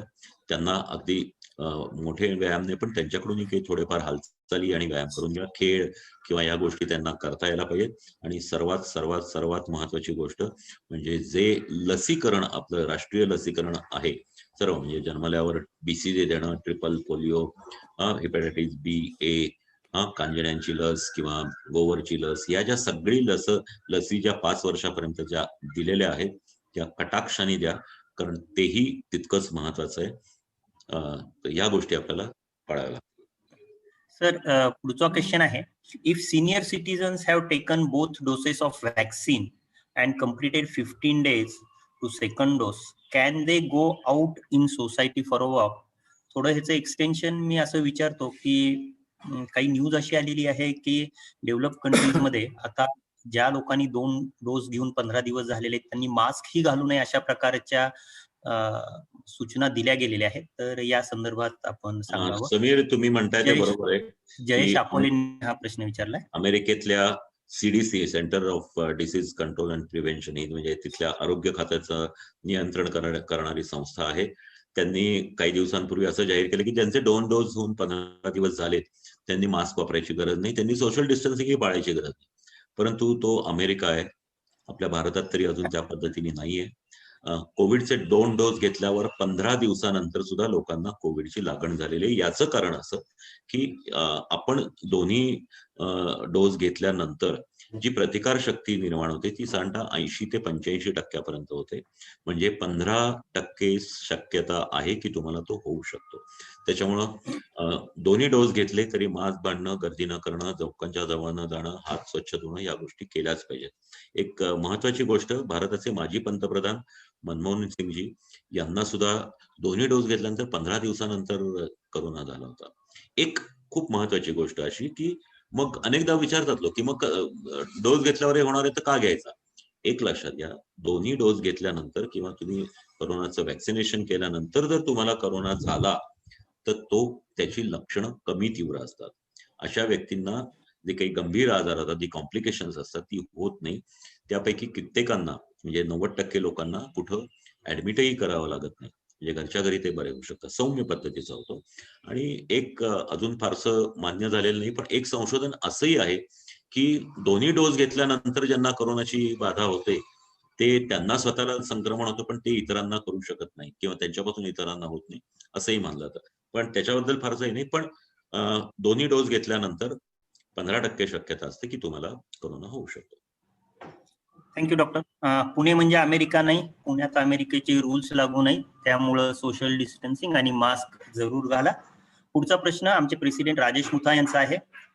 What is covid second wave, third wave? Are the symptoms changes for these, whether same vaccine is useful for all? हे आता 3 वेगवेगळ्या गोष्टी आहेत. वेव्ह म्हणजे काय असतं तर लाटा. आपण समुद्राच्या किनारी गेल्यानंतर आपल्याला जशा लाटा मागून लाटा येताना दिसतात हा प्रकार असतो. साथ सुरू होते त्यावेळेला लोक बाधित होतात, हळूहळू त्यांची संख्या वाढत जाते. त्याचा जर आपण ग्राफ पाहिला तर तो असा वरवर चढणारा ग्राफ असतो. काही दिवसांनी तो उच्च पातळीवर येतो. जसं मागच्या वर्षी महाराष्ट्रात 9 मार्चला साथ सुरू झाली, वाढत वाढत वाढत सप्टेंबरमध्ये 23,000 रोजच्या रोज रुग्ण येत होते, तेव्हा तो पीक पॉइंट होता. त्यानंतर मग कमी होत होत होत अगदी जानेवारी अखेरपर्यंत दिवसाला 1800-2000 पर्यंत खाली आला. हा जो पॅटर्न आहे या आलेखाचा तो एखाद्या घंटेसारखा असतो किंवा लाटेसारखा असतो, त्यामुळे त्याला वेव्ह म्हणतात. ही पहिली लाट संपतानाच महाराष्ट्रात असं झालं की परत दुसरी लाट सुरू होते. यापूर्वी जेवढ्या जेवढ्या साथी येऊन गेल्या, विशेषतः 1918 साली 102 वर्षापूर्वी जी इन्फ्लुएन्झाची साथ जगात आली त्यामध्ये अशाच प्रकारच्या लाटांमागून लाटा येत होत्या. पहिली लाट संपली की मग त्या विषाणूमध्ये बदल घडतो. त्याच्यामुळे आधीच्या लाटेपासून जे काही प्रतिकार शक्ती होती ती त्यावेळेला मिळत नव्हती. नवीन विषाणू आला आणि त्याचं सगळं त्याची लक्षणं बदलली आणि आपल्या इथं दुसरी लाट आली. कारण फेब्रुवारी महिन्यापासून ही दुसरी लाट सुरू झाली आणि हा विषाणू म्युटंट होता, तो आपल्याला लक्षात उशिरा आला, त्यामुळे त्याचं प्रचंड मोठ्या प्रमाणात वाढ झाली आणि मागच्या वर्षी पहिल्या लाटेमध्ये जे 6 महिन्यामध्ये पीक पॉइंट आला होता तो 1.5 महिन्यातच पार पडला गेला. म्हणजे तिप्पट चौपट वेगाने ती वाढत होती. त्याच्यामुळं ही दुसरी लाट आली. आता दुसरी लाटेमध्ये हा म्युटंट विषाणू आहे आणि आपण पाहिलं की तो महाराष्ट्रात निर्माण झाला. तो महाराष्ट्रातून पूर्ण भारतभरात पसरलाय आणि जगातल्या सुद्धा अनेक देशांमध्ये तो सापडतोय. तर या पद्धतीची ही दुसरी लाट आहे. ही दुसरी लाट ही संपत असतानाच असं लक्षात आलं की कदाचित या विषाणूमध्ये आणखीन काही बदल होईल आणि तिसरी लाट येईल, त्यावेळेला पुन्हा एकदा तिसऱ्या लाटेची शक्यता. त्यामुळे पहिली लाट, दुसरी लाट, तिसरी लाट ही अशी येतच राहते. प्रत्येक वेळेला विषाणूंमध्येच बदल होतो असं नाही. विषाणूंचा त्यामध्ये दुसरेही फॅक्टर असतात, त्यामुळे लोकांचे मुख्य फॅक्टर असतात की बऱ्याचदा आता समजा आता आपल्या इथं लॉकडाऊन चालू आहे, आत्ताच काही लोकांना असं वाटतं की करोना पुन्हा कंट्रोलमध्ये आलाय, तर तो फक्त फ्लॅटनिंग झालाय आणि मग पुन्हा समजा निर्बंध हटवले. आजचीच बातमी आहे की मुख्यमंत्री डॉक्टरांबरोबर एक मीटिंग घेणार आहेत आणि ठरवणार आहेत की निर्बंध सैल करावेत का. जर सैल केले आणि पुन्हा लोक मुक्तपणे बागडायला लागले तर पुन्हा संपर्क वाढू शकतो आणि केसेस वाढू शकतात. त्याच्यामुळं हे नसलं तरी या सामाजिक परिस्थितीवर लोकांनी निर्बंध न पाळल्यामुळं पुन्हा एकदा रुग्णांची संख्या वाढते आणि आलेख वर जायला लागतो आणि नवीन लाट तयार होते. तर अशा लाटांमागून लाटा येत राहतात. तिसरी लाट येईल, कदाचित चौथी लाट येईल, परंतु त्या प्रत्येकाचं जे काही मृत्यूदर आहे किंवा त्याची संहारकता मारकता आहे ती एकच असेल असं नाही. त्याचा एक मला प्रश्न प्रत्येक विचारायचा वेळेला वेगळी वेगळी असेल. त्याची लक्षणंही कधी कधी बदलू शकतात. त्याचा जो बाधित करणारा वर्ग आहे तो सुद्धा बदलू शकतो. त्यामुळं या प्रकारच्या लाटा या येतच राहतात आणि लस दिल्यानंतर सुद्धा लाट येऊ शकते जर एखादा विषाणू जो आहे तो इतका म्युटेट झालेला असेल की जो पहिल्या त्या आधीच्या लाटेमधल्या वॅक्सिनला किंवा लसीला दाद देत नसेल तर पुन्हा लाट येऊ शकते.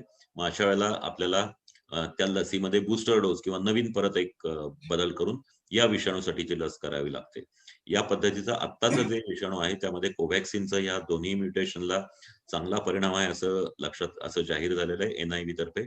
त्याच्यामुळे अजून तरी तो धोका नाही, परंतु कदाचित तो धोका पुढच्या वेळेला येऊ शकेल. नवीन विषाणू येईल आणि त्याला तो पूर्णपणे या लसीला दाद देणारा नसेल आणि वाढू शकेल. अशा वेळेला आपल्याला नवीन लस घ्यावी लागेल. मी मगाशी म्हणलं तसं इन्फ्लुएन्झाची दरवर्षी तो विषाणू बदलत राहतो, त्याचं म्युटेशन होतं, त्यामुळं ती जी इन्फ्लुएन्झाची लस असते ती दरवर्षी घ्यावी लागते. वाफेचा किती वेळ परिणाम होऊ शकतो? हॅलो, पुढचा क्वेश्चन आहे, what things to be monitor for first half of year when one is recovered from the covid? हे बरं झाल्यानंतर काय गोष्टी मॉनिटर कराव्या फॉर 1.5 year कोविड झाल्यानंतर? नाही, कोविड झाल्यानंतर तुम्ही जर हे आहे आता ते डॉक्टर तुम्हाला सांगतीलच, मुळामध्ये हे जे सायटोकाईन स्टॉर्मचे जे काही गोष्टी आहेत, डी डायमर वाढलं असेल की ज्याच्यामुळे रक्ताच्या गाठी निर्माण होण्याची शक्यता आहे, CRP वाढला असेल किंवा तुमच्या शरीरामध्ये इन्फ्लमेशन अजूनही आहे, अशा प्रकारच्या तपासण्या डॉक्टर करत राहतात. त्यानंतर इतर वेगळ्या काही गोष्टी हे नाहीयेत, पण तुम्हाला होऊन गेल्यानंतर तुम्ही जर लस घेतली नसेल तर जरूर तुम्हाला कोरोना झाल्यानंतर 42 दिवसांनी तुम्ही लस घेऊ शकता आणि त्या लसीचे दोन्ही डोस घेऊ शकता. त्यानंतर इतर तुमची जी शारीरिक क्षमता आहे ती परत मिळवण्यासाठी तुम्ही थोडा व्यायाम करत सुरुवात करा आणि शारीरिक क्षमता किंवा फिजिकल फिटनेस तुमचा परत वाढवत न्या. आहार जो आहे तो चौरस आहार ठेवा. तुमच्या आहारात आधी जर काही दोष असतील तर ते दूर करा आणि तुमचे जर काही कोमॉर्बिड कंडिशन असतील तर त्याचं योग्य ते औषध घेऊन ते ताब्यात ठेवा. कारण मगाशी मी म्हणलं तसं कोविडमध्ये बाकी काही नाही केलं तरी त्यांच्या शुगर वाढतात, त्याच्यामुळे त्यानंतर बरेच दिवस त्याची औषधं बदलून डोसेजेस वाढवून किंवा कधी कधी इन्शुलिन देऊन सुद्धा त्या कंट्रोलमध्ये आणाव्या लागतात. थोडक्यामध्ये फक्त करोनाच्या गोष्टीचा फारसा विचार न करता त्याच्यासाठी तुम्ही लस घ्या, प्रतिबंधक उपाय पाळतच राहा आणि तुमच्या आरोग्याची पूर्ण काळजी घ्या. स्वतः सचिन तालेवार सरांचा एक प्रश्न आहे, if first dose of vaccine is taken and suffers covid, then when second dose is advised, say 6 weeks or 12 weeks? 6 weeks, 42 दिवस. पहिला तुम्हाला बाधा झाल्यानंतर म्हणजे तुम्ही डोस घेतलात पहिला, त्यानंतर तुम्ही पॉझिटिव्ह निघालात तर त्या पॉझिटिव्ह निघाल्यानंतर 42 दिवस. मग त्यामध्ये तुम्ही कोवॅक्सिन घेतलं असेल तर थोडासा उशीर होईल, पण तरी तुम्ही ती घ्यायची आहे. कोविशिल्ड असेल तर समजा आता 3 ते 4 महिन्याची मुदत दिलेली आहे, त्यामुळे कोविशिल्ड घेतलेल्यांना फारसा प्रश्न येऊ नये, पण साधारणतः 42 दिवसांनी घ्यावी. याचं कारण असं आहे की ज्यावेळेला तुम्हाला कोविड होतो, मी आता म्हणलं की तुमच्या शरीरामध्ये स्टॉर्म तयार होतो, प्रतिकार प्रणाली किंवा आपली इम्युन सिस्टीम, इम्युन रिस्पॉन्स खूप वाढलेला असतो. ते जे सगळे घटक आहेत ना ते खाली यायला साधारणतः 6 आठवडे लागतात. त्याच्यामुळं 6 आठवड्यांनी घ्यावी.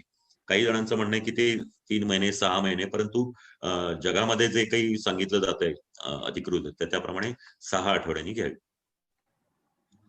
सर, अजून एक क्वेश्चन वॅक्सिनच्या संदर्भात आहे, can first dose of vaccine protect us up to 16 weeks as per the new gap between the dose? Swapnil गांधींनी हा प्रश्न विचारलाय. कोविशिल्डच्या बद्दल किंवा जी भारत आपली ॲस्ट्राझेनेकाने बनवलेली जी ऑक्सफर्डची लस आहे त्याच्यावर हे संशोधन झालंय, इंग्लंडमध्ये झालंय. लॅन्सेटमध्ये त्याच्याबद्दल हे एक संशोधनपर लेख प्रसिद्ध झालाय. त्याच्याप्रमाणे तुम्ही हा कोविशिल्डचा किंवा ऑक्सफर्डच्या लसीचा डोस घेतल्यावर तुमच्या शरीरामध्ये ज्या अँटीबॉडीज निर्माण होतात त्या आधी आपण 6 आठवड्यांनी द्यायचो. 6 आठवड्यामध्ये ज्या अँटीबॉडीज निर्माण होतात त्याचं त्यांनी जे तुलना केली त्याची की ज्यांनी 12 आठवड्यांनी घेतले तर 6 ते 12 आठवड्यात ते दुपटीने वाढतात असं त्यांच्या लक्षात आलं. त्यामुळे 6 आठवड्यापर्यंत ज्या 50% होत्या त्या जवळजवळ 80% 12 आठवड्यांनी वाढतात असं त्यांच्या लक्षात आलेलं आहे. त्याच्यामुळं 12 आठवड्याचं जे संशोधन आहे हे कोविशिल्डच्या बाबतीत खरं आहे. इतरही लसींबद्दल त्या पद्धतीचं संशोधन झालं तर ते आपल्याला माहिती होईल. After covid how many days tablet Ecosprin to be continued? Madhuri Raut यांचा प्रश्न आहे. आता इकोस्प्रिन हे ब्लड थिनर आहे. तुम्हाला जर डायबिटीस असेल, ब्लड प्रेशर असेल किंवा हृदयविकार असतील तर ती तुम्हाला दिलेलीच असते. जर तुम्हाला दिलेली नसेल आणि तुमच्या ट्रीटमेंटमध्ये तुम्हाला डायबिटीस, ब्लड प्रेशर नसताना जर तुमच्या तपासण्यांमध्ये कोविडच्या दरम्यान डी डायमर ही टेस्ट वाढली असेल, त्याची व्हॅल्यू साधारणतः 500 पर्यंत असते, ती त्यापेक्षा जास्ती वाढली असेल तर ती चालू ठेवावी लागते आणि तुम्ही बरे झाल्यानंतर ती पुन्हा तपासावी लागते. तपासून ती नॉर्मल आल्यावर 1 आठवडा देऊन ती बंद करतात. समीर गांधी, प्रश्न विचारू का? रक्ताच्या गाठी होऊ नयेत म्हणून ती गोळी दिली जाते. अच्छा, ओके, हा बोला. हा डॉक्टर साहेब, मी नरेंद्र पवार बोलतोय. हा बोला. प्रश्न विचारायचा जाता की आपल्यासारखे तज्ञ डॉक्टर बऱ्याच वेळा काही वेळेस कोविड होण्याच्या अगोदर किंवा कोविड झाल्यानंतर बऱ्याच वेळा दिवसातून 3 ते 4 वेळा वाफ घ्या असं सांगतात, तर ते योग्य आहे का? माझं स्वतःच मी वाफ घ्यायला सांगत नाही. वाफ घेणं हे वैद्यकीय दृष्ट्या फारसं गरज नाहीये, कारण ही जी गरम वाफ असते, हे माझं मत आहे किंवा काही जणांचं मत आहे, गरम वाफ आहे ही नाकामध्ये जाते, त्याच्यामुळे नाकाची जी त्वचा आहे ही भाजली जाऊ शकते.